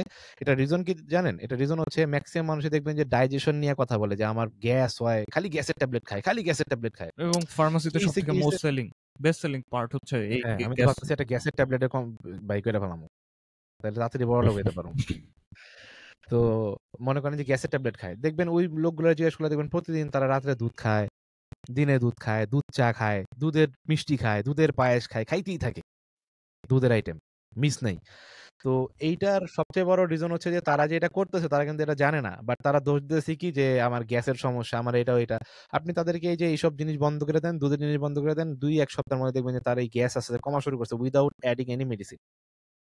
এখানে দুধের যে কথাটা আসলো, সেটা নিয়ে আমি দীর্ঘদিন যাবত ডিসকাস করার কথা ভাবতেছিলাম, যে আমাদের পুরো এশিয়ান সাবকন্টিনেন্টে দুধকে পুরো একটা গডলি ফুড হিসেবে ট্রিট করা হয়, এবং অনেক ভিডিও এলিমেন্ট আছে যেখানে বলা হয় যে দুধ এমন একটা ফুড যেখানে বেঁচে থাকার সব এলিমেন্ট আছে। আপনি যদি কোনো খাবার দাবার নাও খান, দুধ খায় আপনি অনায়াসে কয়েক মাস বেঁচে থাকতে পারবেন শুধু দুধ খায়। এরকম কথাবার্তা প্রচলিত আছে। আর যেটা কি বলে সৃষ্টিকর্তা প্রদত্ত, যে মায়ের দুধ খেয়ে বাচ্চারা বড় হচ্ছে, সো ওইখানে সামথিং স্পেশাল কিছু আছে, এরকম একটা বিশ্বাসও মানুষের মধ্যে থেকে যায়। তো এখন দেখা যায় যে ডাক্তার থেকে শুরু করে সব মানুষই তার ডেইলি ফুডে হ্যাবিটের মধ্যে দুধটা রাখতে চায়। বাট আপনার কাছ থেকে এই ইনফরমেশনটা আসলো যে 30 পর অলমোস্ট 80% মানুষ হচ্ছে ল্যাকটোজ ইনটলারেন্ট হয়। তো তার মানে দুধ ইনিশিয়াল স্টেজে একটা পোর্শন পর্যন্ত মানুষজনের জন্য হেলদি, এবং 30 আগেও কিন্তু আমরা অনেক মানুষ পাই যারা ল্যাকটোজ ইনটলারেন্ট, এবং তারা হয়তো মোস্ট অফ দ্য কেসে নিজেরাও জানে না যে তারা ল্যাকটোজ ইনটলারেন্ট। তারা কন্টিনিউয়াসলি দুধ খেয়ে আসতেছে কারণ তারা মনে করে দুধ অনেক হেলদি ফুড। ব্রো জি। একটা জিনিস, মানুষ জানে না, এটা একটা জিনিস। একটা হচ্ছে মানুষ যায় না, মানতে চায় না। মানে আপনি মানবেন না, এটা মানতে চাবেন না, কট্টরপন্থী। আমি এটা মানুম না, আপনার এই কথাটা আমি মানি না যে আমি এটা ইনটলারেন্স। হিয়ার এটা কামস হচ্ছে টু সবচেয়ে বড় বিলিফ যে মানুষ যখন মনে করে যে এটা তো একটা গডলি ফুড, আদর্শ খাবার। হ্যাঁ, সো এখানে হ্যাঁ। এটা খেয়ে কিভাবে আমার মানে প্রবলেম হইতে পারে। সো এই জিনিসটা তো একসেপ্ট করার মেন্টালিটি নাই। হুম।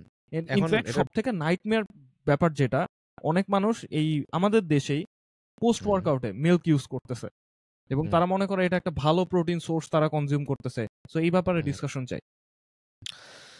ফার্স্ট অফ অল, আপনি দুধ অবশ্যই আদর্শ খাবার, দুধের মধ্যে অনেক কিছু আছে, কিন্তু এগুলারে আস্তে আস্তে করে আইসোলেট করতে পারলে আপনি ওইটা থেকে বেনিফিট পাবেন।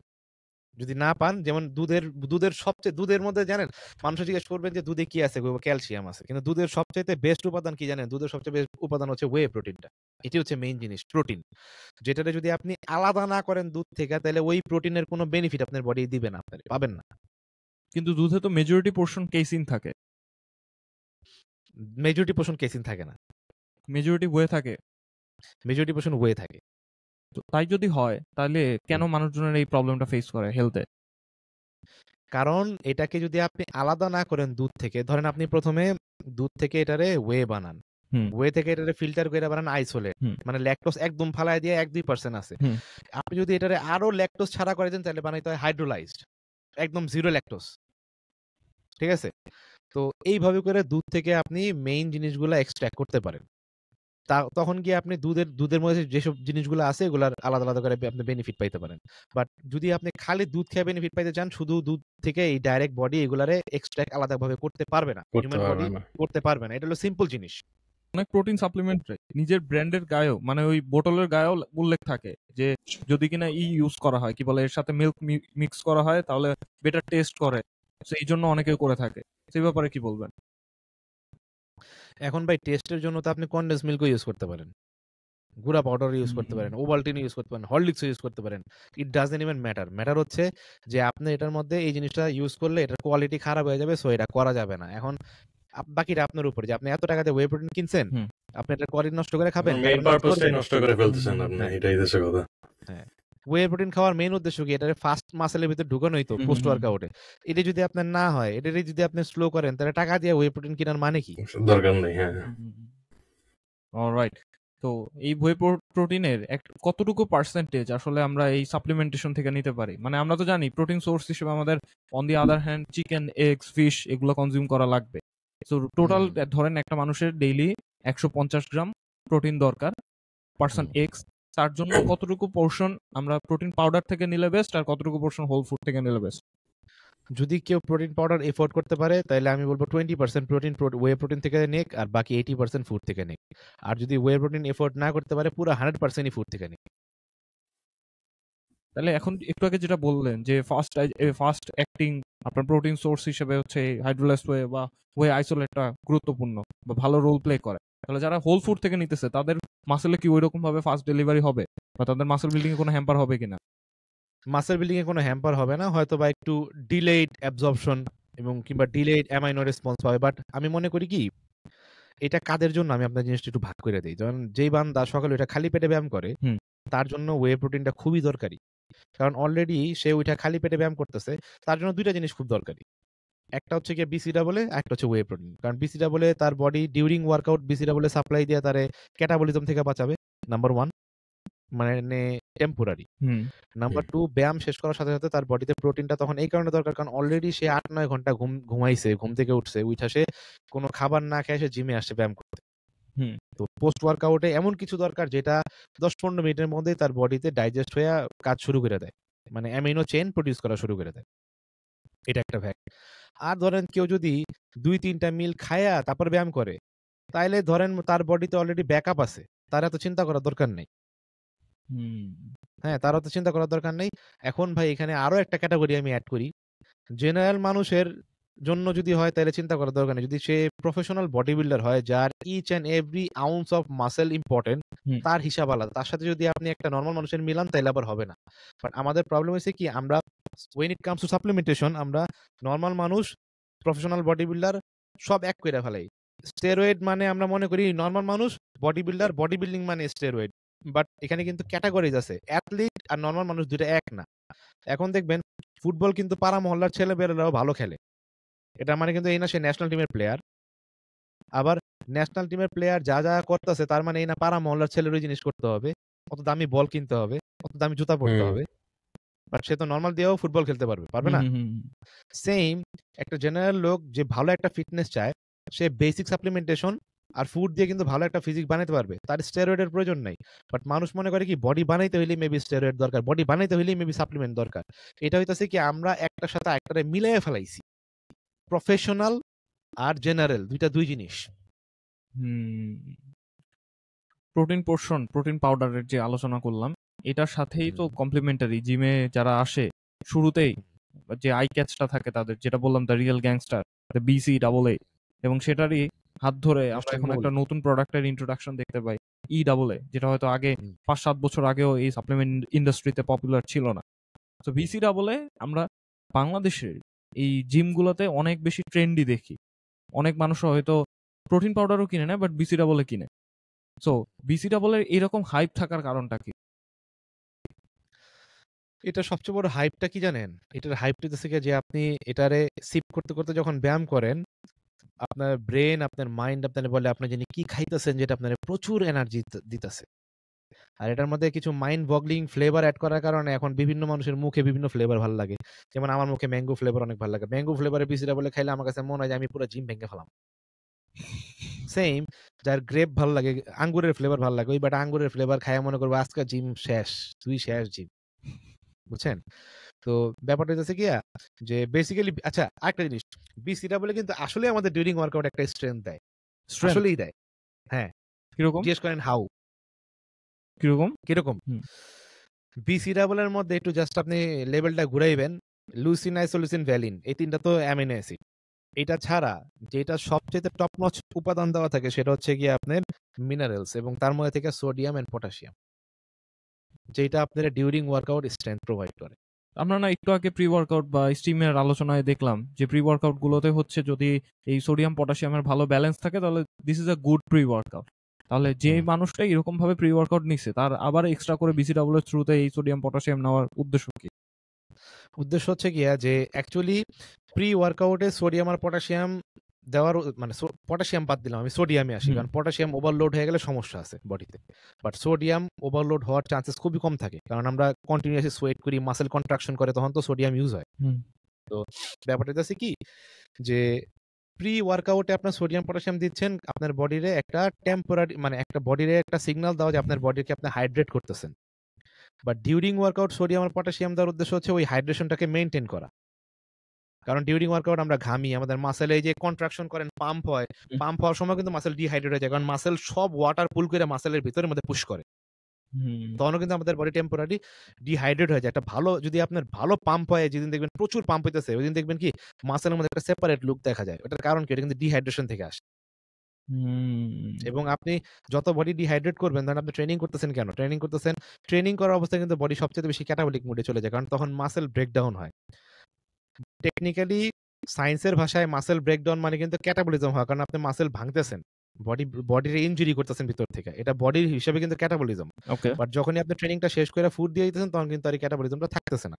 দ্যাটস ওয়াই বলা হয় যে after workout as soon as possible rest and recovery করে সলিড মানে মিল দিয়ে দিতে, যাতে বডি আবার অ্যানাবলিক মোডে চলে আসে।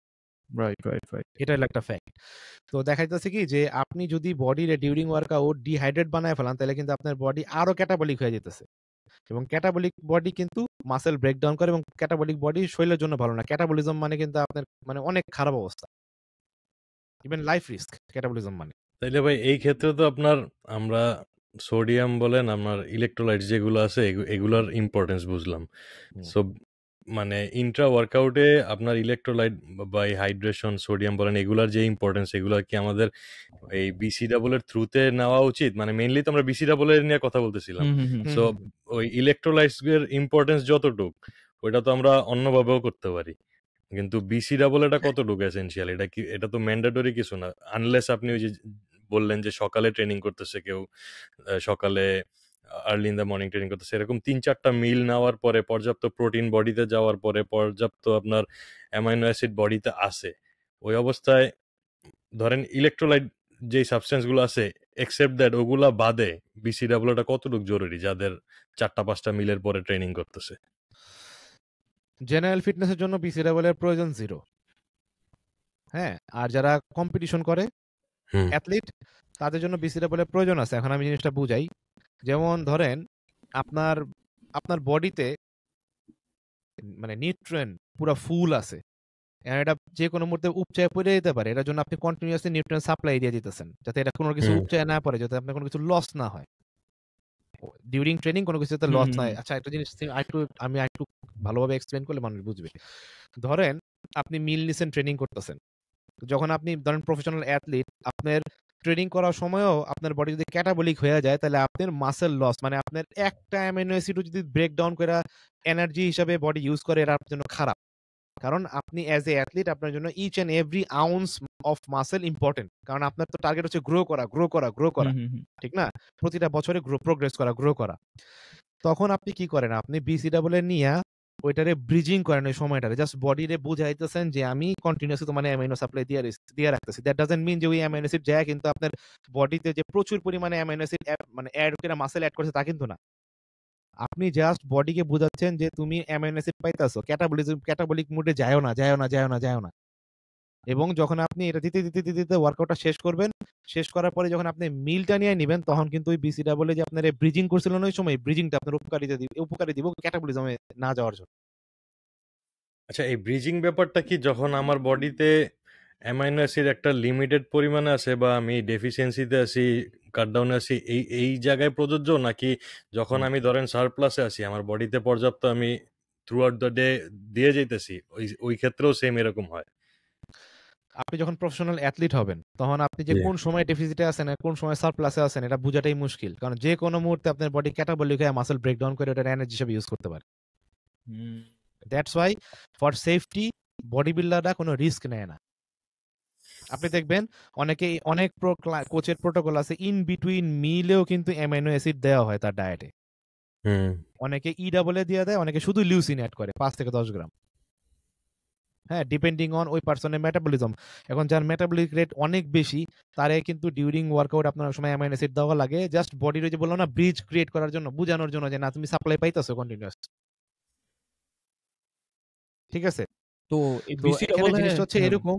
এখানে জিনিসটা হচ্ছে এরকম যে আপনি যদি অ্যাথলিট হয়ে থাকেন, তাহলে আপনার জন্য each and every ounce of muscle খুবই ইম্পর্টেন্ট।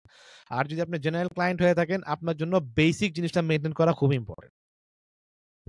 এটা আমাদের মাথায় রাখতে হবে। যেমন জেনারেল মানুষের বিসিটা বলে আমি মনে করি কোনো দরকারই নেই যদি সে তার ডেইলি প্রোটিন ইনটেক ঠিক রাখে। কারণ জেনারেল মানুষ তো আর আপনার প্রফেশনাল বডি বিল্ডারের মতো তার টার্গেট এরকম থাকে না যে আজকে এই বছর আমার 5 কেজি মাসেল পূরণ করতে হইব, আমার লেগসে এত ভলিউম আনতে হইব, কারণ নেক্সট ইয়ার আমার স্টেজে যাওয়া লাগবে, এই লুক নিয়ে। এটা তো জেনারেল মানুষের চিন্তা না। জেনারেল মানুষের চিন্তা হলো স্লোলি আমার একটা ডিসেন্ট মাসেল পুট অন হইলে, আমি হেলদি থাকলে, একটা হেলদি ফিজিক পাইলে আমার জন্য মোর দেন এনাফ। তো সেই ক্ষেত্রে আপনার বিসি ডাবল এর থেকে বেশি ইম্পর্টেন্স এমন সাপ্লিমেন্ট ইউজ করা, এমন হেলথ সাপ্লিমেন্ট ইউজ করা যেগুলা আপনার ফুডটাকে, আপনার নিউট্রিশনটাকে মাসেলের মধ্যে ড্রাইভ করতে হেল্প করবে। রাইট। তাহলে বিসি ডাবল এর পাশাপাশি আর ই ডাবল এর যে নামটা আমরা শুনে থাকি, দুইটার মধ্যে ডিফারেন্স কি?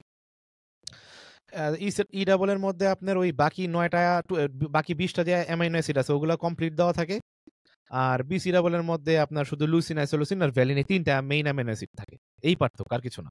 তাহলে তো ই double a better in a sense বোঝা যায়। In a sense E double a better, হ্যাঁ বেটার বলা যায়। তারপরও কেন বিসি ডাবল এর মার্কেটটা বেশি চড়া? এটা কি এই কারণ যে ই ডাবল এ মাত্র নতুন আসছে মার্কেটে? না, এটা আসলে কি আমাদের এই এশিয়ান জোনের মধ্যে বিসি ডাবল এর মার্কেটটা বেশি। কিন্তু আপনি যদি ওই ইউরোপ জোনে গিয়ে দেখেন, তাহলে ওরা E double A BC double A দুইটাই চিনে, দুইটারই প্রপার ভাবে ইউজ করার সিস্টেম আছে। মানে দুইটার ইউজেস ডিফারেন্ট আপনি বলতে যাচ্ছেন? Kind of. Okay, kind of. কারণ এখানে একটা আমার একটা কনফিউশন আছে, ব্যাপারটা হচ্ছে কি যে অনেক সময় আপনার বডিতে বাকি অ্যামাইনো অ্যাসিড গুলো কাজে লাগে, আবার অনেক সময় লুসিন আইসোলেশন ভ্যালিন দিলেও আপনার বডিতে কাজ হয়ে যায়। এখন মেইন ফ্যাক্ট হচ্ছে যে যদি আপনি ই ডাবল ই পাওয়া যান তাহলে আপনি ই ডাবল ইউজ করেন, যেটা আমাদের সবকিছু বেশি বেশি আছে। হুম। তাহলে এখন আমরা একদম পডকাস্টের লাস্টের দিকে চলে আসছি, বলবো সব থেকে বেশি ইউজ হওয়া এমন একটা সাপ্লিমেন্ট নিয়ে, যেটা হচ্ছে ক্রিয়েটিন। এবং ক্রিয়েটিন নিয়ে আপনার নিজের মনে হয় অনেকগুলো ভিডিও রেকর্ড করা আছে অলরেডি, বাট তারপরও স্টিল মানুষজনের কনফিউশনের শেষ নেই। তো আমরা শেষ প্রশ্ন হচ্ছে কি ক্রিয়েটিন খেলে কি চুল পড়ে কিনা? ওকে, আপনি তো অলরেডি চুল পড়া অবস্থায় আছেন, তো কত গ্রাম ক্রিয়েটিন হ্যাঁ। খাইছেন লাইফে? আমি তো লাইফে অনেক ক্রিয়েটিন খাইছি, কিন্তু সমস্যা হয়ে গেছে যে ক্রিয়েটিন খাওয়ার কারণে কিন্তু চুল আসলে পরে এরকম কোনো স্টাডি, কোনো রিসার্চ নাই। দেখেন চুল কেন পড়ে, চুল পড়ার সবচেয়ে নাম্বার ওয়ান রিজন হচ্ছে গিয়া কোনো স্টেরয়েডও না, কোনো কিছুই না। আপনার বডিতে একটা হরমোন আছে ডাইহাইড্রোটেস্টোস্টেরন, যেটাকে বলা হয় ডিএইচটি। এটার মাত্রা যার বডিতে ন্যাচারালি বেশি, ওর চুল ন্যাচারালি পড়বে। এখন সে যদি স্টেরয়েড নেয়, কিছু কিছু স্টেরয়েড ডিএসটি ডেরিভেটিভ, মানে ডিএসটি থেকে স্টেরয়েড গুলারে বানানো হয়। টেস্টোস্টেরনের সাথে আরো দুইটা হাইড্রোক্সি অ্যাড করা হয়, ডাইহাইড্রোক্সি, এটা দুইটা হাইড্রোক্সি অ্যাড করা হয়, দ্যাটস ওয়াই এটাকে বলা হয় ডিএইচটি, ডাইহাইড্রোক্সি কার্বন। তো এটা অ্যাড করার কারণে আমাদের বডিতে ডিএইচটির মাত্রাটা বাইরে যায়। তো যেখানে আপনার 10 দিন পরে পড়তো, 10 দিন আগেই চুল আপনার পড়ে যায়, বাট 10 দিন পরে আপনার ঠিকই চুল পড়তো, আপনি বাঁচাতে পারতেন না। কিন্তু ক্রিয়েটিন নেওয়ার কারণে আপনার ডিএইচটি কখনোই বাড়ে না, এরকম কোনো রিসার্চ পাওয়া যায় না। ক্রিয়েটিন আপনার বডিতে শুধুমাত্র ক্রিয়েটিনের কাজ হচ্ছে এটিপি জেনারেট করা, যেখান থেকে আপনার বডি এনার্জি পায় এবং মাসেলের সেল ভলিউমাইজেশন আসে। কারণ ক্রিয়েটিনের কারণে মাসেল সেলের ভিতরে পানি আসে, যেটা আমাদের মাসেল সেলের দরকার মাসেলকে হাইড্রেট রাখার জন্য, মাসেলকে অ্যানাবলিক রাখার জন্য এবং মাসেলে পাম্প এবং 3D লুক আনার জন্য। এবং ক্রিয়েটিন ওয়ার্ল্ডের নাম্বার ওয়ান রিসার্চ সাপ্লিমেন্ট, যেটা অনেক 1961 সাল থেকে নিয়ে 2024 সাল পর্যন্ত চলতেছে, চলবে এবং চলতেই থাকবে। বাট একটা ম্যাক্সিমাম মানুষের ধারণা আছে, এই যে বললেন ওয়াটার হোল্ড করা, ওয়াটার করার কারণে নিজের বডিতে ব্লোটিং বা ওয়াটারি লুক চলে আসে, তাদের ধারণা এটাকে কিভাবে ব্রেক করবে? ওই যেসব লোক এই কথাগুলা বলে যায় দেখেন তারা সারাদিন গার্বেজ খায়, শিটি ফুড। ওনারা মাসেলের ভিতরের ওয়াটার আর স্কিনের আন্ডারে আপনার ব্লোড হইতেছে যেই ওয়াটারের কারণে ওইটা মিলায় ফেলায়। মাসেলের ভিতরে যে ওয়াটারটা দরকারি আপনার হাইড্রেশনের জন্য, ওইটার এই ব্লোড হইতেছে যে ওনাদের খাবারের জন্য, ওই ব্যাপারটা মিক্স করে ফেলে। ব্যাপারটা আমি জিনিস ডিফারেন্সিয়েট করতে পারলে বুঝতে পারবে যে ওয়াটার অ্যাকচুয়ালি কোনটা হোল্ড করা দরকার, বডির জন্য ইম্পর্টেন্ট। আমি আরেকটু সহজ করে দিই মানুষের জন্য। দেখা যাচ্ছে কি যে একটা লোকের ডায়েট আগেই ভালো ছিল না, ভালো না থাকার কারণে তার স্কিনের ভিতরে অলরেডি পানি রয়ে গেছে। যখন ক্রিয়েটিন অ্যাড করছে, করার পর যখন তার মাসেলের ভিতরে পানি বাড়া শুরু করছে, উপরের পানি আর ভিতরে পানি মিলা যখন পুশ করে, তখন কিন্তু একটা পুরো ব্লোটি স্পঞ্জি লুক চলে আসে। ওই লুকটা কিন্তু অলরেডি তার ব্যাড ডায়েটের জন্য ক্রিয়েট হয়ে গেছে, কিন্তু ওই আগের থেকেই হয়েছিল, কিন্তু ভিতর থেকে যখন ওয়াটার পুশ করছে তখন এই ব্লোটেড লুকটা আরো বাইরে আসছে, কিন্তু সে দোষ দিচ্ছে ক্রিয়েটিনে। এইটাই হচ্ছে মানুষের মিসকনসেপ্ট। আচ্ছা, আমাদের কিন্তু আরেকটা খুব প্রচলিত সাপ্লিমেন্ট হইতেছে ম্যাস গেইনার, যারা এটা মোটামুটি হয়তো আমরা মিস করে যেতাম। যারা মোটামুটি ধরেন আপনার স্কিনি আছে, মানে মাসেল গেইন করার নামে আমাদের প্রচলিত ট্রেনাররা যাদের বেশি বেশি ম্যাস গেইনার সাজেস্ট করে, ম্যাস গেইনার খাইতে বলে, এটা নিয়ে একটু ডিটেলসে বলেন ভাই, যে ম্যাস গেইনারের আসলেই কি কোনো ইম্পর্টেন্স আছে? ম্যাস গেইনার সাপ্লিমেন্টের জেনারেল পিপল হোক বা কেউ আপনার, আনলেস সে ওয়েট গেইনের কথা বলতেছি না, ধরেন মাসেল গেইনের জন্য ম্যাস গেইনার কি আসলে কি অতটুকু ইম্পর্টেন্স আছে নাকি যতটুকু নর্মালি আপনার এলাকার ট্রেনাররা পুশ করতেছে, সাজেস্ট করতেছে? আমার লাইফের খাওয়া ওয়ার্স্ট সাপ্লিমেন্ট হচ্ছে ম্যাস গেইনার। কারণ কি? যেটা খাওয়ার পর আমার মেটাবলিজম এত ফাস্ট হওয়া সত্ত্বেও আমার বডি ফ্যাট গেইন করছে। কারণ এটা রিজন হচ্ছে কি জানেন, এটার মধ্যে ব্যাড কোয়ালিটি, শিটি কোয়ালিটির কার্বোহাইড্রেট থাকে, লটস অফ সুগার, এবং আপনার দেয়া যায় ম্যালটোডেক্সট্রিন, প্রচুর পরিমাণে ডেক্সট্রোজ, গ্লুকোজ, ম্যালটোডেক্সট্রিন। ফ্যাটও যে থাকে এগুলা কিন্তু প্রচুর পরিমাণে ট্রাইগ্লিসারাইড টাইপের স্যাচুরেটেড ফ্যাট থাকে, কোনো হেলদি ফ্যাট অ্যাড করে না। দ্যাটস ওয়াই ওইখান থেকে যে ক্যালোরিটা আমি পাইতেছি, ইভেন ওয়ে প্রোটিনও দেখেন ওখানে কনসেন্ট্রেট ইউজ করে ম্যাক্সিমামই। হ্যাঁ, তো এই আমার কাছে মনে হয় যে টাকা দিয়ে ওয়ে প্রোটিন না কিনে, টাকা দিয়ে ম্যাস গেইনার না কেনার থেকে ওয়ে প্রোটিন কিনা বেটার। হ্যাঁ, এটা আমি তো দেখি আবার ওবায়দুল কাদের মতন কথা কওয়া শুরু করছি। যাই হোক, তো টাকা দিয়ে আপনার এই ম্যাস গেইনার কেনার থেকে ওয়ে প্রোটিন কিনা বেটার।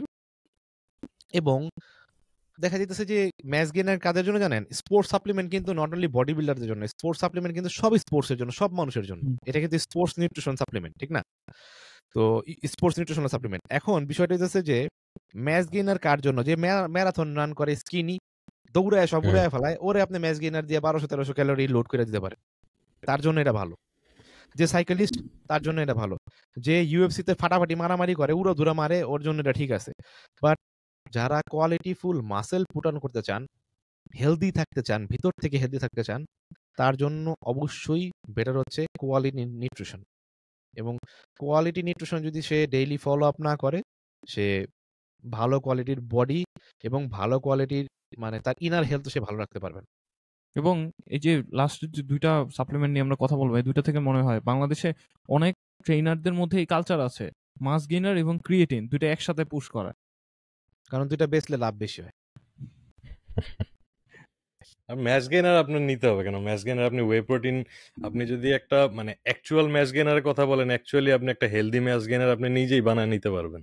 আপনি একটা কোয়ালিটি প্রোটিন ইউজ করেন, আপনি কোয়ালিটি কার্ব সোর্স ইউজ করেন, কোয়ালিটি ফ্যাট ইউজ করেন, বেস্ট। আমি তো শুনছি যে বেস্ট ম্যাচ গেইনিং স্ট্যাক হইতাছে কি ভাই, ম্যাচ গেইনার স্ট্যাক হচ্ছে ম্যাচ গেইনার সাপ্লিমেন্ট, ডাইনাবল আর এনার্জি। অনেকে দেয় ভাই, দেয়, প্রমাণ আছে। ওয়ালিদ ভাই তো জানেন দেয় যে। হ্যাঁ ভাই, দেয় না? দেয় তো।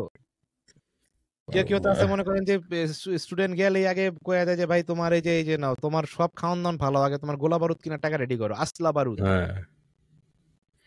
এই ডাইনাবল আর এনাড্রোলের যে নাম বলেন, এগুলো কি সাপ্লিমেন্ট? না, এগুলো হইলো কি ভাই আকাশে তারার নাম। একটা কোরবানিদের সময় উঠে, একটা রোজারিদের সময় উঠে। এই তারাগুলো আপনি ওই সময় অ্যাভেলেবেল পাবেন। স্টারস। অলরাইট, সো আমরা সাপ্লিমেন্ট বাস্টিং মিথসের একদম শেষ পর্যায়ে চলে আসছি। সো আচ্ছা, আমি দুইটা কথা বলতে চাই শেষ করার আগে। সেটা হচ্ছে যে আমরা অনেক সাপ্লিমেন্ট নিয়ে কথা বলতেছিলাম এইখানে, বাট কিছু খুব আমি মনে করি কিছু সাপ্লিমেন্ট আছে যেগুলা আমাদের ডেইলি লাইফে অ্যাড করা খুব প্রয়োজন। যেমন ফিশ অয়েল।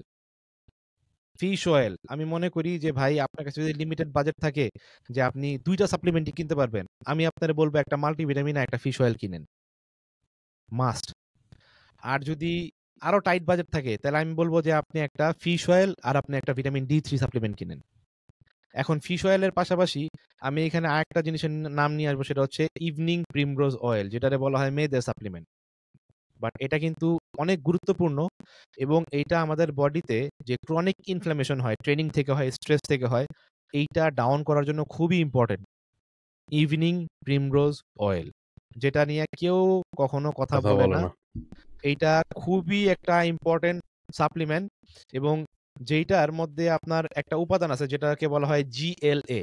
হ্যাঁ, এটার কাজই হচ্ছে আমাদের বডি থেকে ইনফ্লামেশন কমানো। আমাদের যে জয়েন্ট গুলো আছে না, আমরা ট্রেনিং করি, জয়েন্টে যে ব্যথা হয়, ফিশ অয়েলও কিন্তু আপনার জয়েন্ট থেকে ইনফ্লামেশন কমায়। বাট ফিশ অয়েলের সঙ্গে যখন আপনি evening primrose oil, essential fatty acid, omega 6 fatty অ্যাসিডটারে কম্বিনেশন করবেন, স্ট্যাক করবেন, তখন ওই জয়েন্ট থেকে ইনফ্লামেশন কমানোর মাত্রা আরো বেড়ে যায় এবং অনেক বেটার কাজ করে।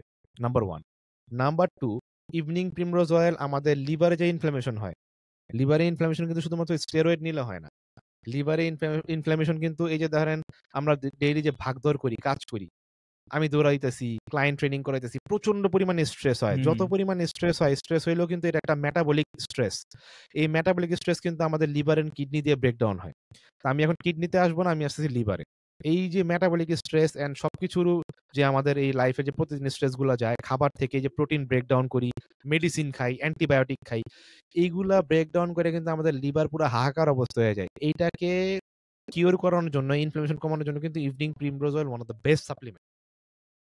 তারপরে আসেন ইভিনিং প্রিমরোজ অয়েলের পর আমরা অনেকে জিজ্ঞেস করি না ভাই কিডনি কেমনে ভালো রাখা যায়। কিডনি ভালো রাখার জন্য one of the best supplement হচ্ছে ক্র্যানবেরি এক্সট্রাক্ট, যেটা আমাদের বাংলাদেশে ফার্মেসিতে ইউক্রেন নামেও পাওয়া যায়, ইউক্রান কিংবা ইউক্রানবেরি এই নামে পাওয়া যায়। হ্যাঁ, খুব বেশি দাম না।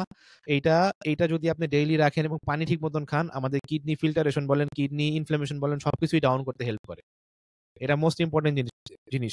এইটা আপনি স্টেরয়েড নেন, বডি বিল্ডিং করেন আর চাই না করেন, জেনারেল হেলথ থাকেন, এটা কিন্তু আপনার শরীরের আপনার অর্গান ঠিক রাখার জন্য কিন্তু এগুলো খুব ইম্পর্টেন্ট। তারপরে ধরেন আমাদের ডেইলি লাইফে আমরা লিভার সাপ্লিমেন্ট আছে, যেমন মিল্ক থিসিল আছে, বাংলাদেশে হেপা মিল্ক নামে পাওয়া যায়। এই জিনিসগুলা কিন্তু আমরা এক্সট্রা টাকা পাইলে কি করি, প্রি ওয়ার্কআউট BCAA এগুলোর পিছনে ইনভেস্ট করি। বাট আমাদের হেলথ ইমপ্রুভ করার জন্য যে কত কত সাপ্লিমেন্ট আছে যেগুলো আমাদের হাতের নাগালে, কিন্তু আমরা জানিও না, এগুলোর কখনো গুরুত্বও দিই না। হ্যাঁ, তারপরে আপনার অনেকের ব্লাড ঠিক হয়ে যায়, ডাক্তাররা ব্লাড থিনার দেয়। ব্লাড থিনার ইউজ করার থেকে যদি আপনি ভিটামিন ই 800 IU করে ডেইলি ইউজ করেন, আপনার কিন্তু ব্লাড অনেক অনেক ভালো ব্লাড কোয়ালিটি মেনটেন করতে পারবেন আপনি। তো এই যে আমি আমার সাপ্লিমেন্ট লিস্টটা একটু দেখতেছি তাকায় যে আর কিছু বাদ পড়ে গেল। তারপরে আপনার রেড ইয়েস্ট রাইস একটা সাপ্লিমেন্ট আছে, যেটা আপনার ব্যাড কোলেস্ট্রল এবং ওভারঅল কোলেস্ট্রল ড্রপ ডাউন করতে হেল্প করে। এটার মানুষের কোলেস্ট্রল বেড়ে গেলে কি হয়, ডাক্তাররা কি দেয়, স্ট্যাটিন দেয়। স্ট্যাটিনের কাজ কিন্তু কোলেস্ট্রল রিসেপ্টরটারে ব্লক করে দেয়, এটা গুড হোক আর ব্যাড হোক। কিন্তু আপনি যদি রেড ইয়েস্ট রাইস ইউজ করেন, সে আপনার টোটাল কোলেস্ট্রলে ইম্প্যাক্ট ফেলবে না, সে শুধুমাত্র আপনার LDL-টারে ব্লক করতে হেল্প করবে এবং HDL-টারে রেইজ করতে হেল্প করবে। এবং আমরা যে ভালো ফ্যাটগুলা, ভালো হেলদি ফ্যাটগুলা খাই সারাদিন, এই হেলদি ফ্যাটগুলারে মাসেলে আমাদের বডিতে ঠিক মতো ট্রান্সপোর্ট করতে হেল্প করে এই রেড ইয়েস্ট রাইস। আপনারা সার্চ করে দেখেন, এই পডকাস্টের পর আমি যেগুলোর নাম বলছি, গুগল করলে ওইগুলোর বেনিফিট সম্বন্ধে জানতে পারবেন। আমার মনে হয় সাপ্লিমেন্ট সম্বন্ধে যে পরিমাণ জ্ঞান এখানে দিয়ে ফেলাইছি, এটা তো পডকাস্ট না, এটা তো হচ্ছিল সাপ্লিমেন্ট এন্ড সায়েন্সের কোর্স। রাইট। হ্যাঁ, তো এই ছিল আজকে আমাদের সাপ্লিমেন্ট এন্ড সায়েন্স পডকাস্ট। আমরা ট্রাই করছি আপনাদেরকে সাপ্লিমেন্টের জেনুইন জ্ঞানগুলো দেওয়ার। ওয়ালিদ ভাই আছে, ওয়ালিদ ভাইয়ের অনেক দিনের এক্সপিরিয়েন্স আছে, আমার অনেক দিনের এক্সপিরিয়েন্স আছে, জাফিরের একটা এক্সপিরিয়েন্স হচ্ছে, এবং আস্তে আস্তে করে জাফিরের এক্সপিরিয়েন্স আরো বাড়বে যখন জাফির আস্তে আস্তে আপনাদের মতন BCAA ইউজ করা শুরু করবে। ও ইউজ করে না, আর এই কারণে এক্সপিরিয়েন্সটা একটু কম। হ্যাঁ, দুষ্টু ছেলে তো, কথা শুনে না, এই কারণে BCAA ইউজ করে না। তো যাই হোক, জোকস পার্ট। তো এই তো মানে আমরা আমাদের ব্যক্তিগত এক্সপিরিয়েন্স থেকে এবং সবকিছু আমাদের লাইফ এক্সপিরিয়েন্স ইউজ করা, ক্লায়েন্টের ইউজ করা, ক্লায়েন্টের রেজাল্ট রিপোর্ট সবকিছু থেকে আপনাদের যে এক্সপিরিয়েন্স, যেই জিনিসগুলো, যে নলেজগুলো আছে আমরা শেয়ার করার চেষ্টা করলাম আজকে। তো আশা করি আপনাদের অনেক কাজে লাগবে। জাফির, আপনি সুন্দর করে একটা এন্ডিং দিয়ে দেন।